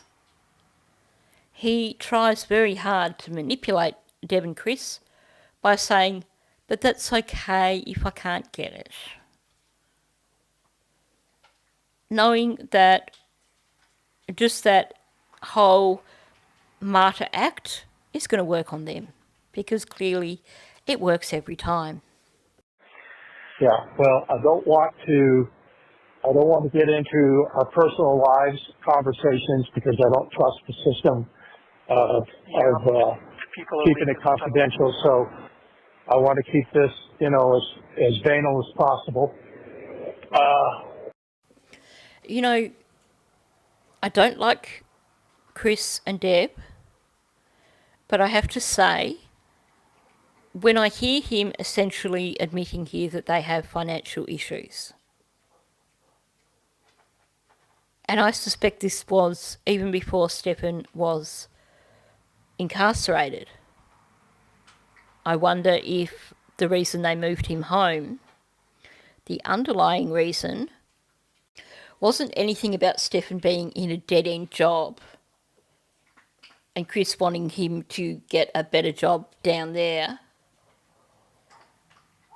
but was perhaps because they were struggling and the $600 a month was already a struggle because there was already an issue with their finances.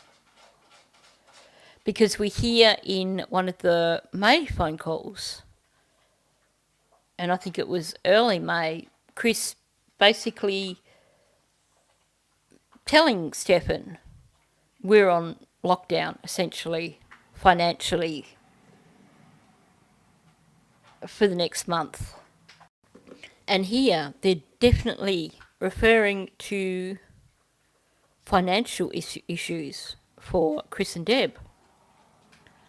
So it seems like the motivation behind them selling Stephan's things to pay for his commissary and stuff is not about, or not entirely about, making Stephan pay his own way, but also possibly because they just didn't have the money. But aside from that, this shows us too just how aware Chris is of the lack of confidentiality in these phone calls. Because in the later phone calls, we do hear things that are being said by him and Deb where we have speculated that they were actually basically saying that for an audience. If Chris is so very aware of the lack of confidentiality that he doesn't want to say any private information over the phone, then that says to me that those things where we did speculate that him and Deb were actually intentionally putting information out for an audience, I'd say we were correct.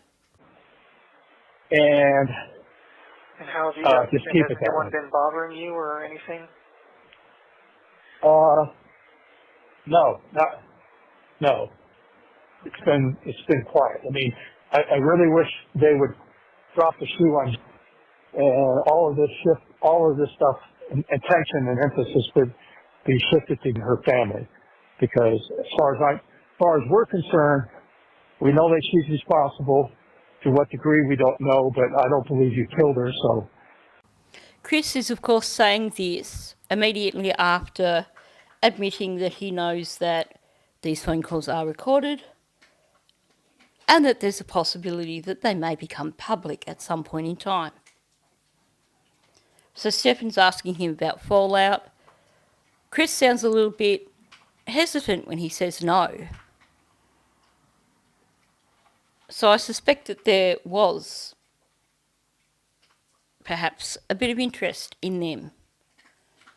And we know that at some point in time, people were leaving nasty messages on Deb's Facebook page. We know there had been people outside the house taking photos. So we know there was fallout for them. Chris is choosing not to mention this. Instead, he sees this as a perfect opportunity to deflect onto Jen. On one hand, he's trying to say, no, we're not getting any attention. And then he bumbles around and says, I wish they would redirect their attention to Jen's family. Because we know Jen is involved. He says, I know Jen is responsible. To what degree, I don't know, but I don't believe you unalived her. Way to go, Chris. I'm glad that at least by the time they did the interview with Hidden True Crime in September, they had come to terms with it and they were prepared to sort of admit that they acknowledged that Stephan was the only person responsible and that he acted alone and that it's all on him. But at this point in time, they were still burying their heads in the sand as they had done with Stephan for the previous 37, 38 years, and basically saying, it's okay, little boy, we know you're a good boy and you'd never do anything wrong. They have enabled him his whole life, and they continued to attempt to enable him even after he was incarcerated. And this has got to be, at least in part, the reason for their anger towards YouTubers. Because in their eyes, Stephan is innocent. So these YouTubers are just victimising their poor innocent son.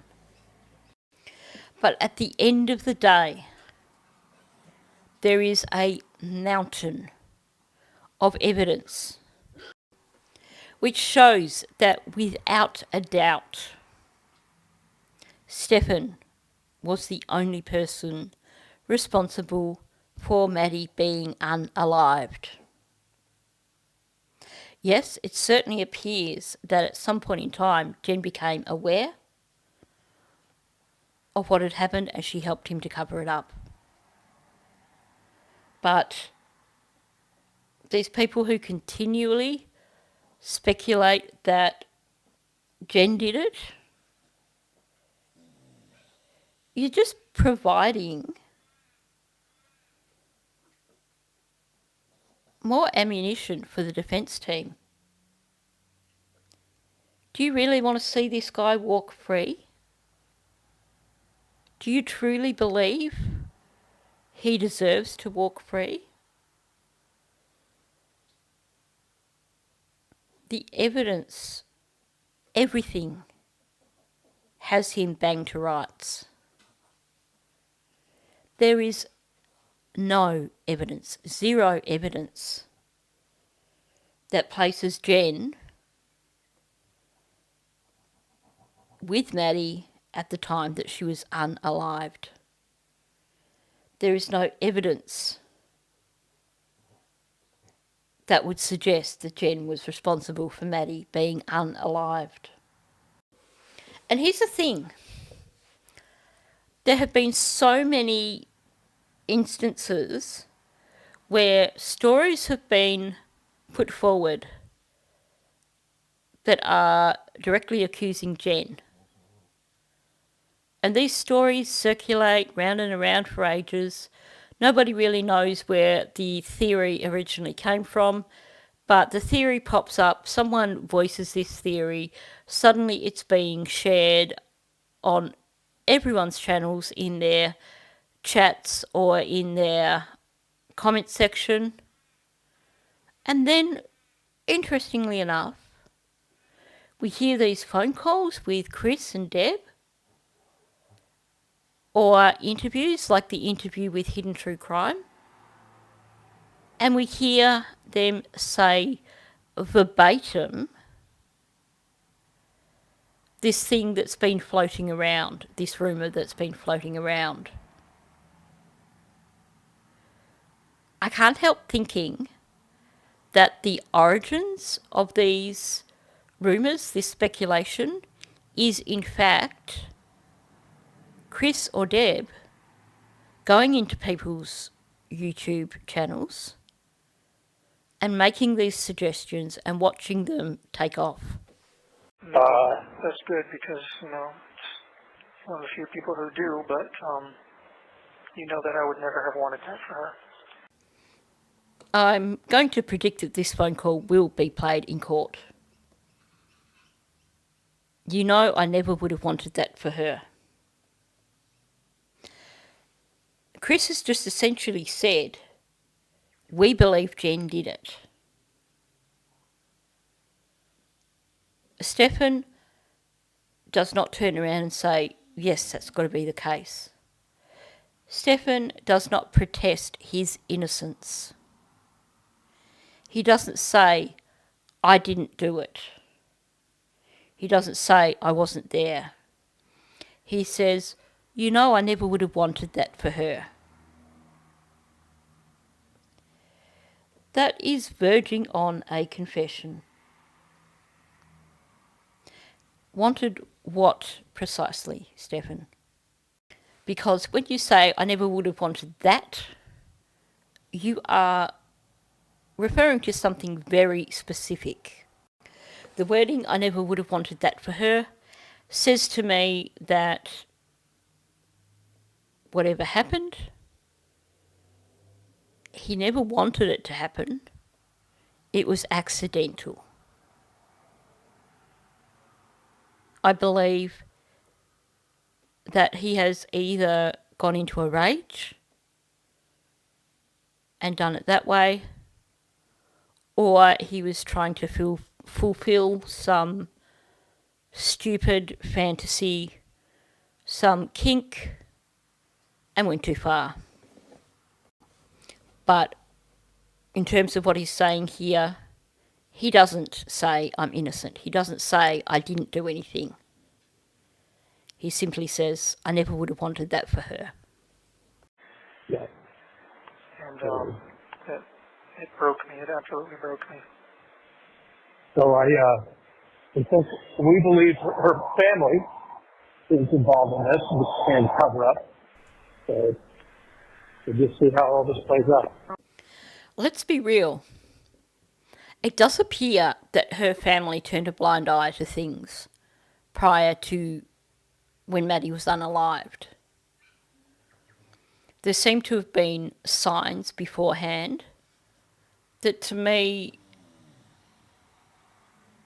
I do think they knew more than what we believe and that they just turned a blind eye.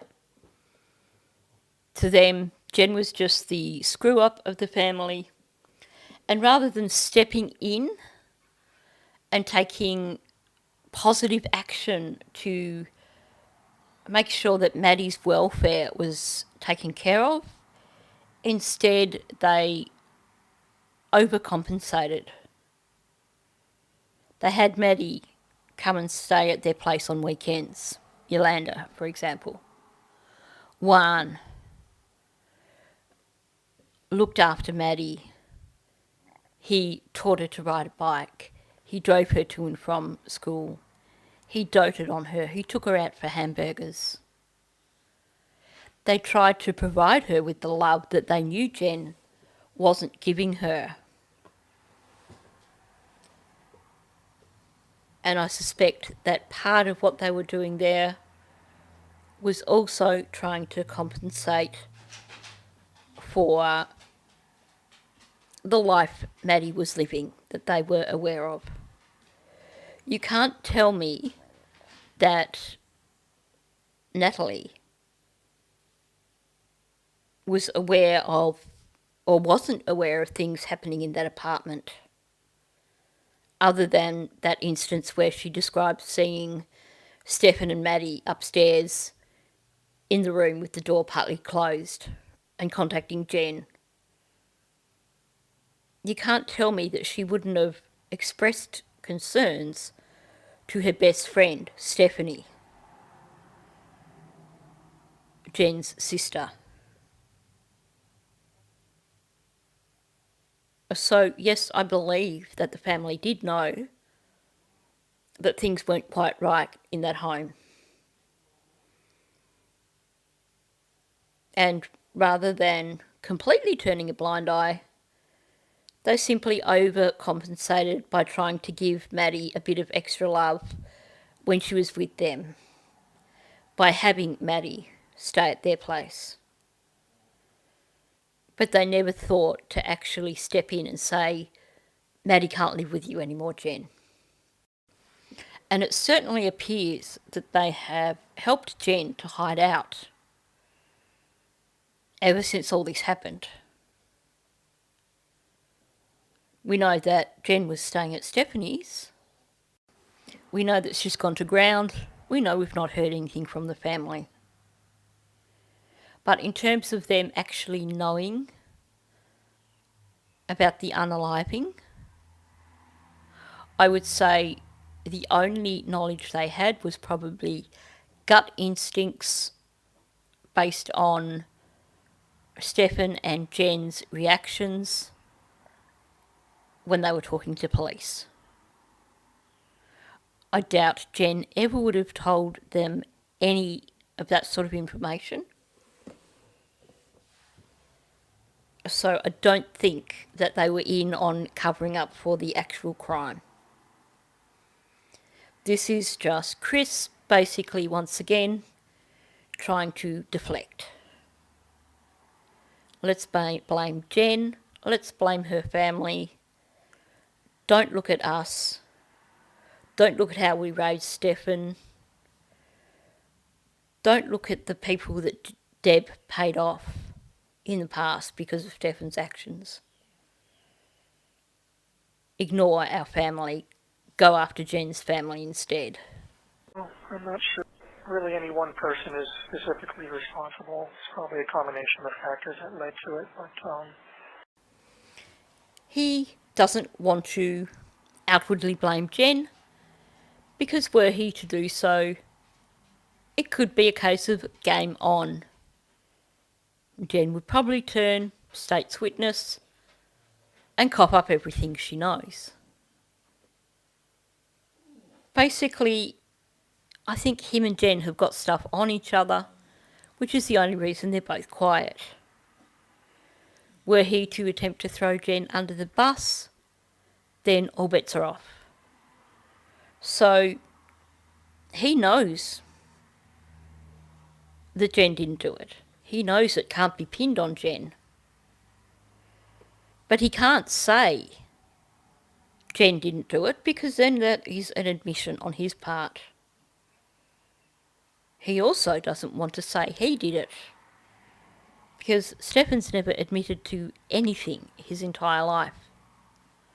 So instead, there's not any one person to blame.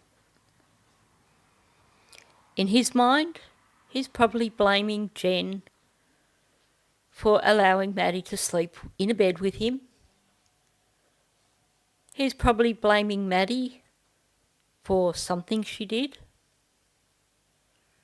And all this, Stephan's just an innocent victim. it certainly shattered me. I mean, if you thought I had PTSD before, well, buckle up, you know. Yeah.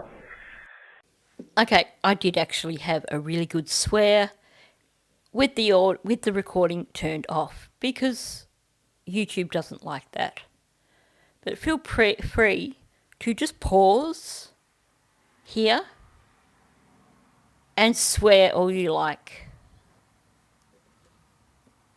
because he's playing the victim now.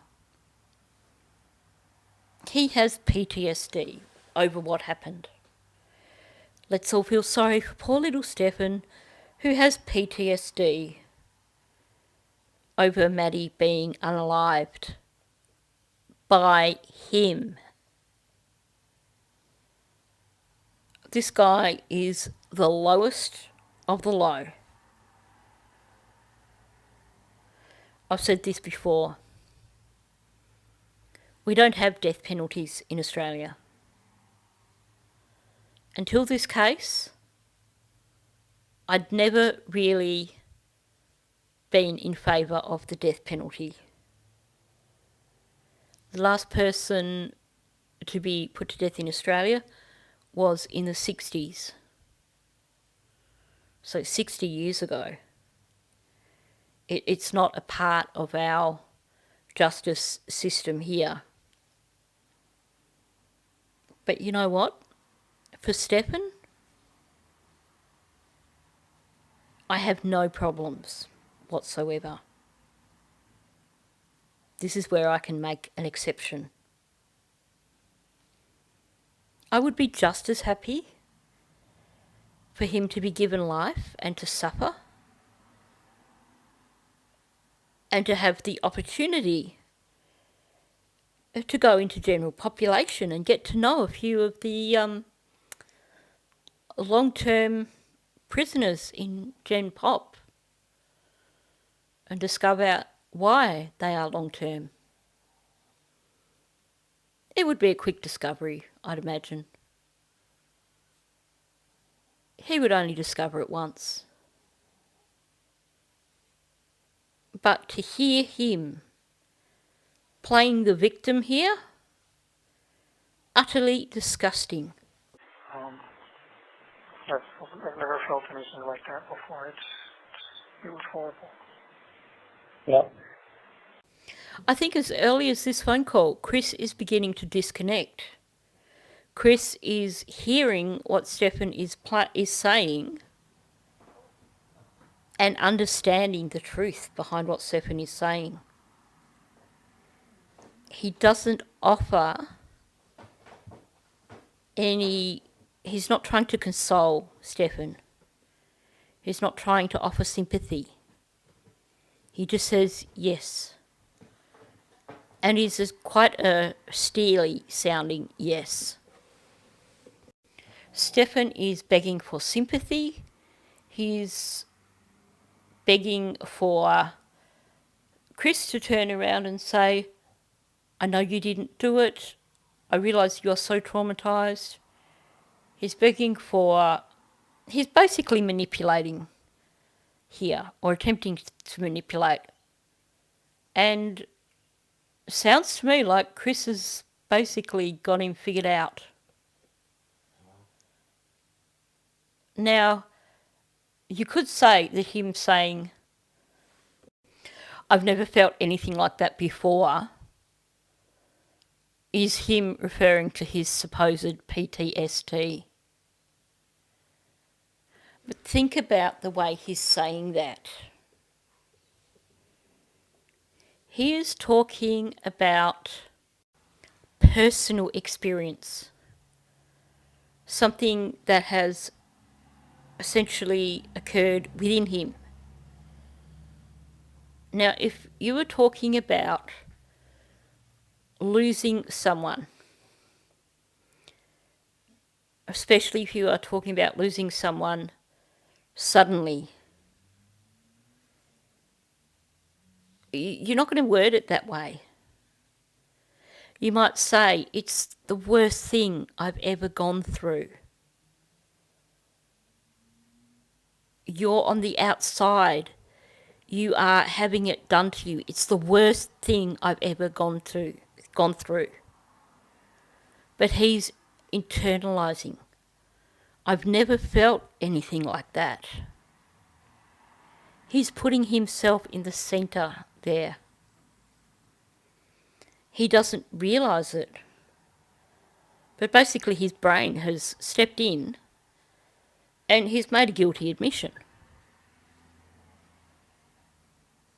To me, this actually sounds, yet again, like him admitting that he basically snapped. And that's the reason that Maddie was unalived. To me, it sounds like someone referring to going into a massive rage. And that's only an example there. But to say you've never felt anything like that before means you are talking about something you felt in your body, not an experience, not the experience of having this child die, but something that you personally experienced on a physical level. Rage is just an example, but it fits with everything we've said. To me, it sounds like he is saying that he hit a new level of rage where he snapped and lost control. This is just my opinion, of course, but that is what his language is suggesting at this point in time. I mean, I just hope the truth comes out at some point. I do think that Chris has interpreted what Stephan said in the same way that I did. Note he doesn't turn it back on Jen this time. It is a general, I just hope the truth comes out. It's no longer about, I hope that they realise that Jen did it, or I hope that they nail it on her, or that she gets arrested, or anything like that. It is very general, I hope the truth comes out. I do think that at this point in time, Chris was hearing exactly what Stephan was saying, and on some level, whether he realised it or not, was starting to realise that Stephan did this. Well, yeah. So this is where the response should have been to once again protest his innocence, to turn around and agree and say, yes, because Jen needs to go to jail. Or, yes, because I want to go home. I hope the truth comes out so that I can get out of this place. But he can't say that because he knows he's guilty. He also knows that Jen wasn't responsible. He's not going to turn around and say, yeah, well, actually, funny story, it was me. He's also not going to turn around and dump Jen in it. Because, like I said, he seems to still want to protect her to some extent. And I do believe that is because she could throw him under the bus well and truly. He knows that, so he doesn't want her brought into this. So anyway, we think we can send you the Bible, but there's also a Bible that I can buy online, but let's see if we can get the Bible to you. Okay. And a good friend of mine who I will not mention, Yeah, go ahead. a good friend of mine whose name I won't mention, has been my spiritual mentor, advisor, since this all came down. Bought me a very nice Bible, so I'm doing Bible study every night, and we have our morning walks and talks.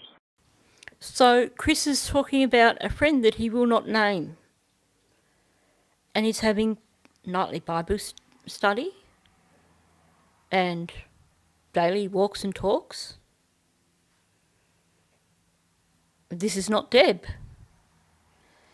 Deb, who is, she of enormous faith. But Chris is not doing this with Deb. Chris is doing this with some mystery person. I think this confirms what I said before, what I've said in the past, is that I believe that Chris and Deb basically are only still together out of financial convenience. Certainly seems that it's not an overly loving relationship. Seems like Chris isn't going to Deb for comfort or for religious clarity. He instead is getting this from a mystery friend. So, Yep, and I've been reading the Bible that they've been giving me here, and praying for her, and I've been praying for you guys a lot too. So once again, there's a little bit of virtue signalling here, as well as a little bit of manipulation. Chris has just spoken about his whole doing Bible studies with a friend and going for walks and talking about the Bible. So Stephan wants to show that, hey, I drive with that. I'm on the same level as you. So yes, I've been reading my Bible too. I'm just validating what you're saying. But I'm also trying to show that, see, I'm virtuous. I've been reading my Bible. And I've been praying for her. He doesn't even say Maddie's name at this point. Been praying for her. And I'm praying for you guys a lot too. 100% manipulation. I doubt Stephan even knows how to pray.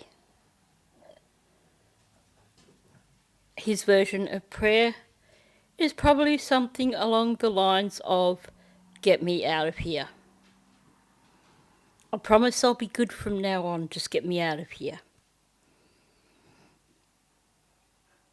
This is not a genuine reaction. He's buttering up Chris because Chris basically controls the finances now. He needs to continue to manipulate Chris and Deb to suit his own agenda. And if that means doing see, look, I'm just like you. I also am suddenly deeply religious.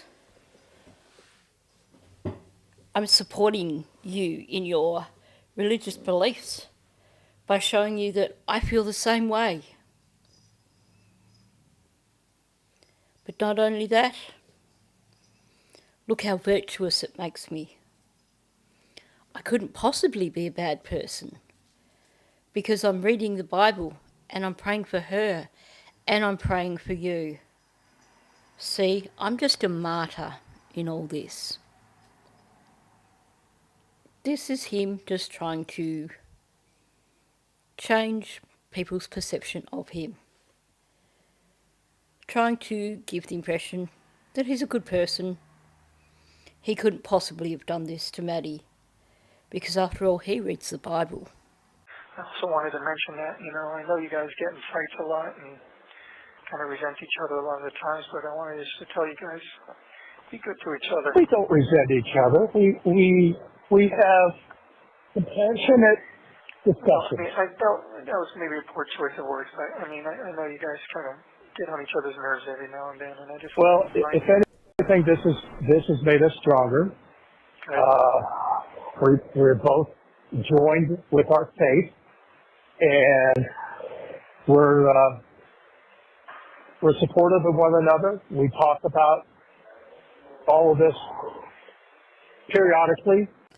So again, what I've said in this video and what I've said in previous videos, it really does sound like the relationship that exists between Chris and Deb is now nothing more than a financial arrangement and a living arrangement.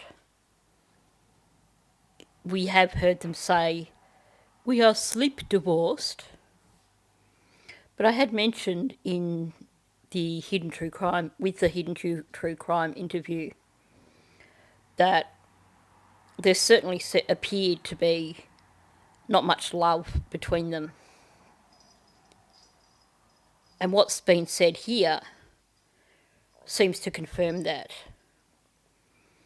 Stephan talks about fights, and he even goes as far as saying that they resent each other a lot of the time.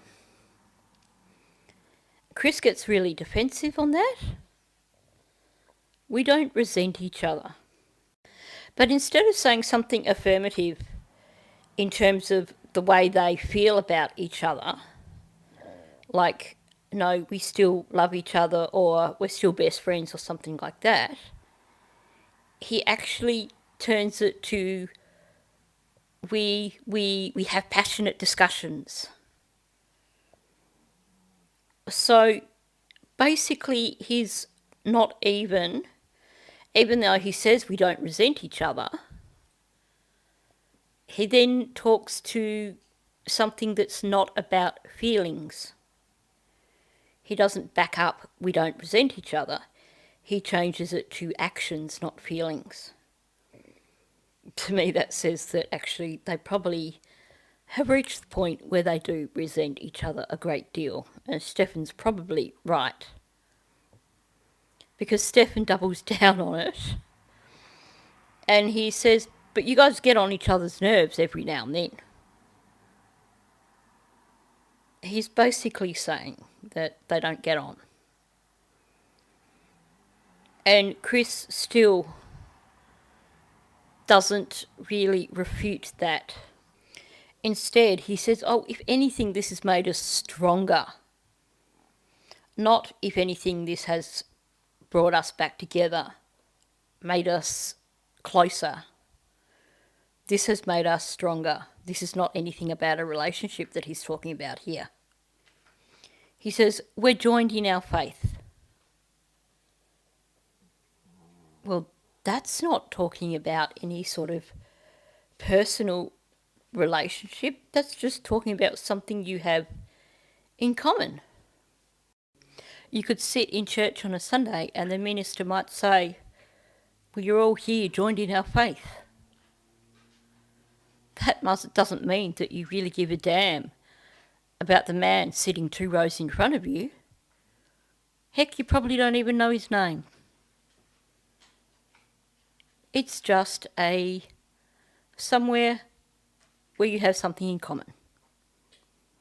It's certainly not showing a personal connection. And then he's struggling with what else to say. And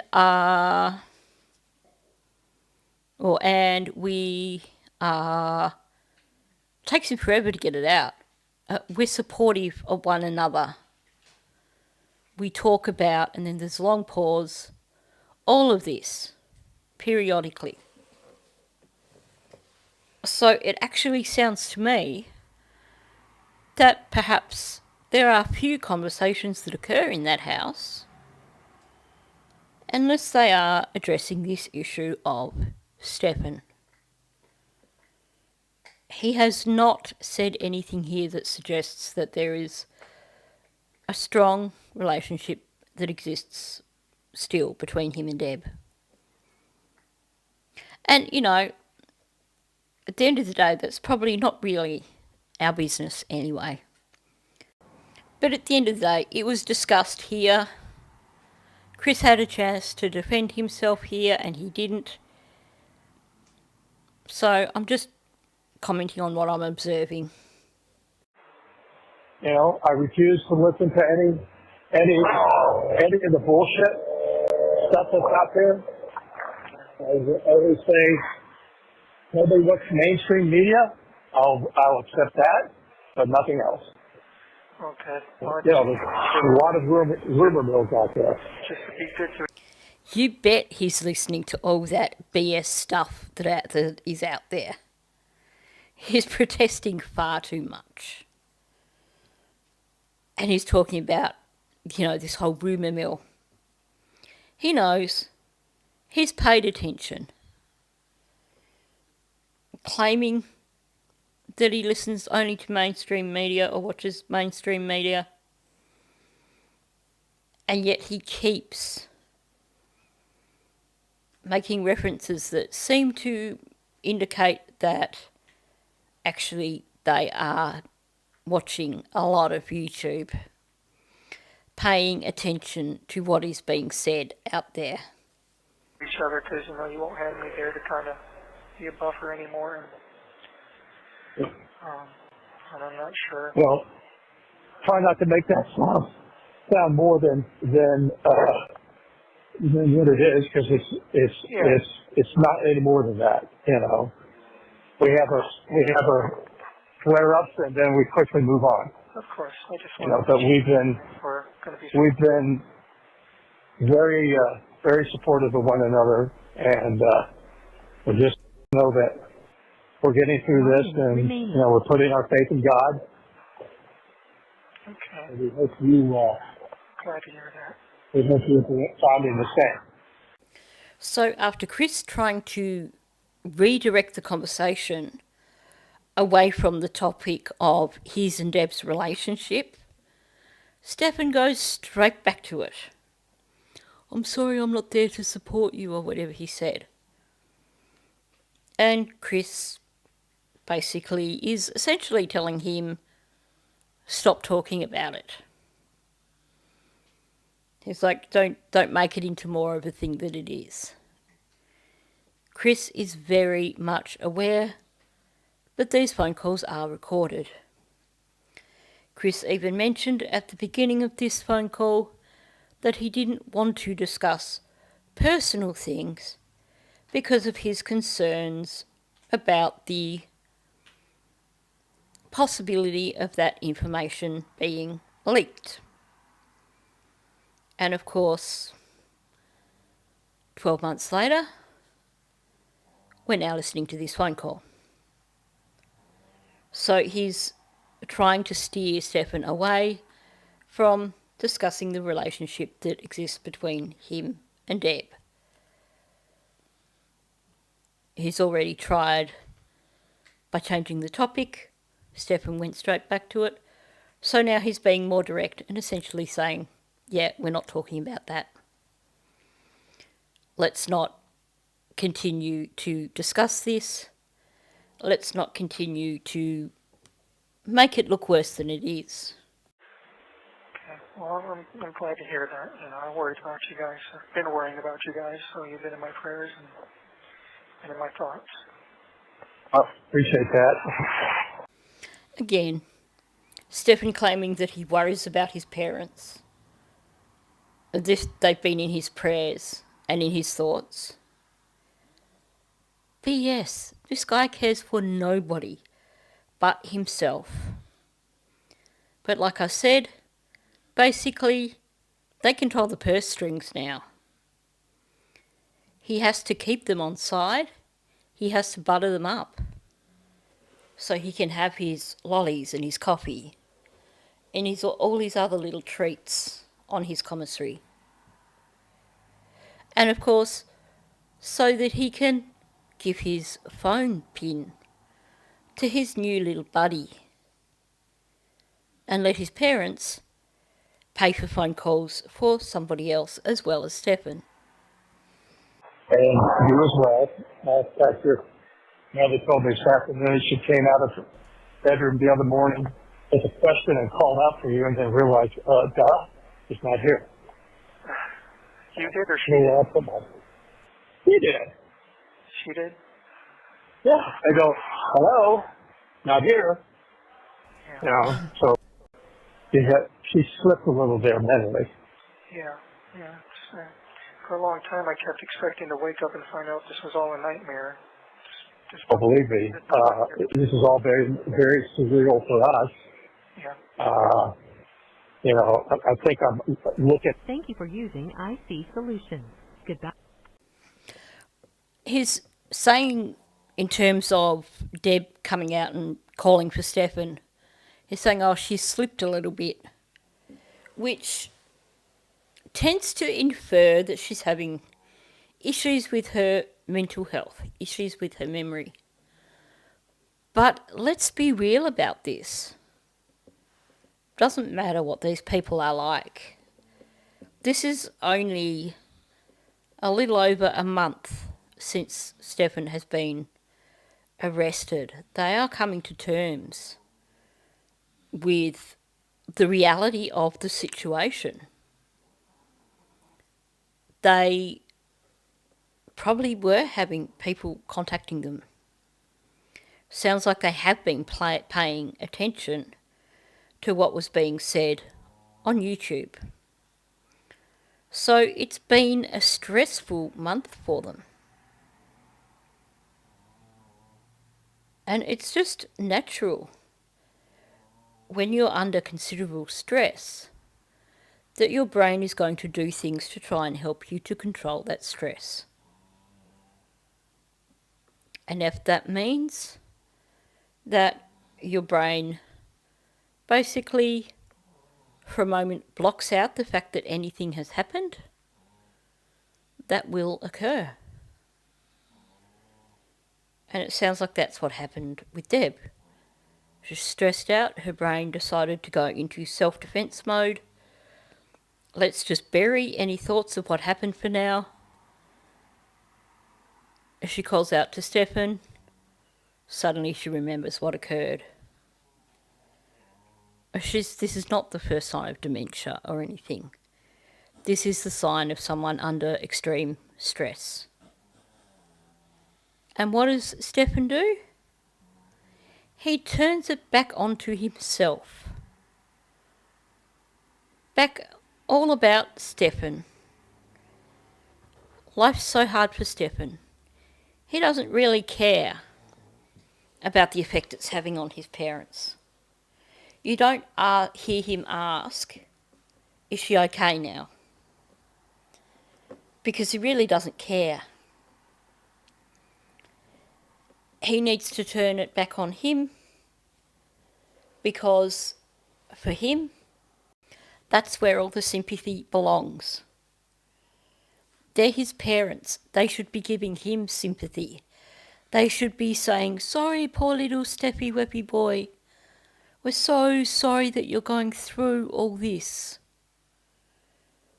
He doesn't want anyone else to be able to get any sort of sympathy over the situation. Part of that being because in his head, he doesn't see himself as being responsible. Meaning they need no sympathy for anything because really he's done nothing wrong. And they should know that, so they shouldn't be upset because they should know that he's the golden boy who never does anything wrong. He's the one who's been locked up for doing nothing wrong. He's the one who needs the sympathy. Chris isn't playing that game. He's not going to play the narcissistic Stephan wants sympathy game and points out to Stephan, actually, this has all been very surreal for us. He's just giving Stephan a bit of a reality check. Your actions have impacted on us. This is real life. You've effed us over too. I can pretty much guarantee that Stephan did call Chris back directly after this or 15 minutes after this. And that somewhere floating around out there is another phone call from 10th of April last year. Because the way the phone call ended was Chris basically saying, this has affected us too. Stephan didn't get to put it back on him and play the martyr. So I could pretty much guarantee that he then called Chris back 15 minutes later so he could just double down on his own sob story. So I know that once again I have yabbered on quite possibly far too much, but it was definitely an interesting phone call. There's a few interesting revelations. And I think it showed us a bit more about what things were like in the early days in terms of Deb and Chris. So on that note, I'm going to finish it there. Thank you for listening. If you are new to my channel, please subscribe. Also, please hit the like button and leave a comment below. Let me know your thoughts on this latest phone call. Like I said, when I get a copy of this, I will add it to my Madeline Soto playlist in the Madeline Soto case file section so that it's there as a uninterrupted phone call that you can listen straight through. So thank you, and I'll catch you in the next one.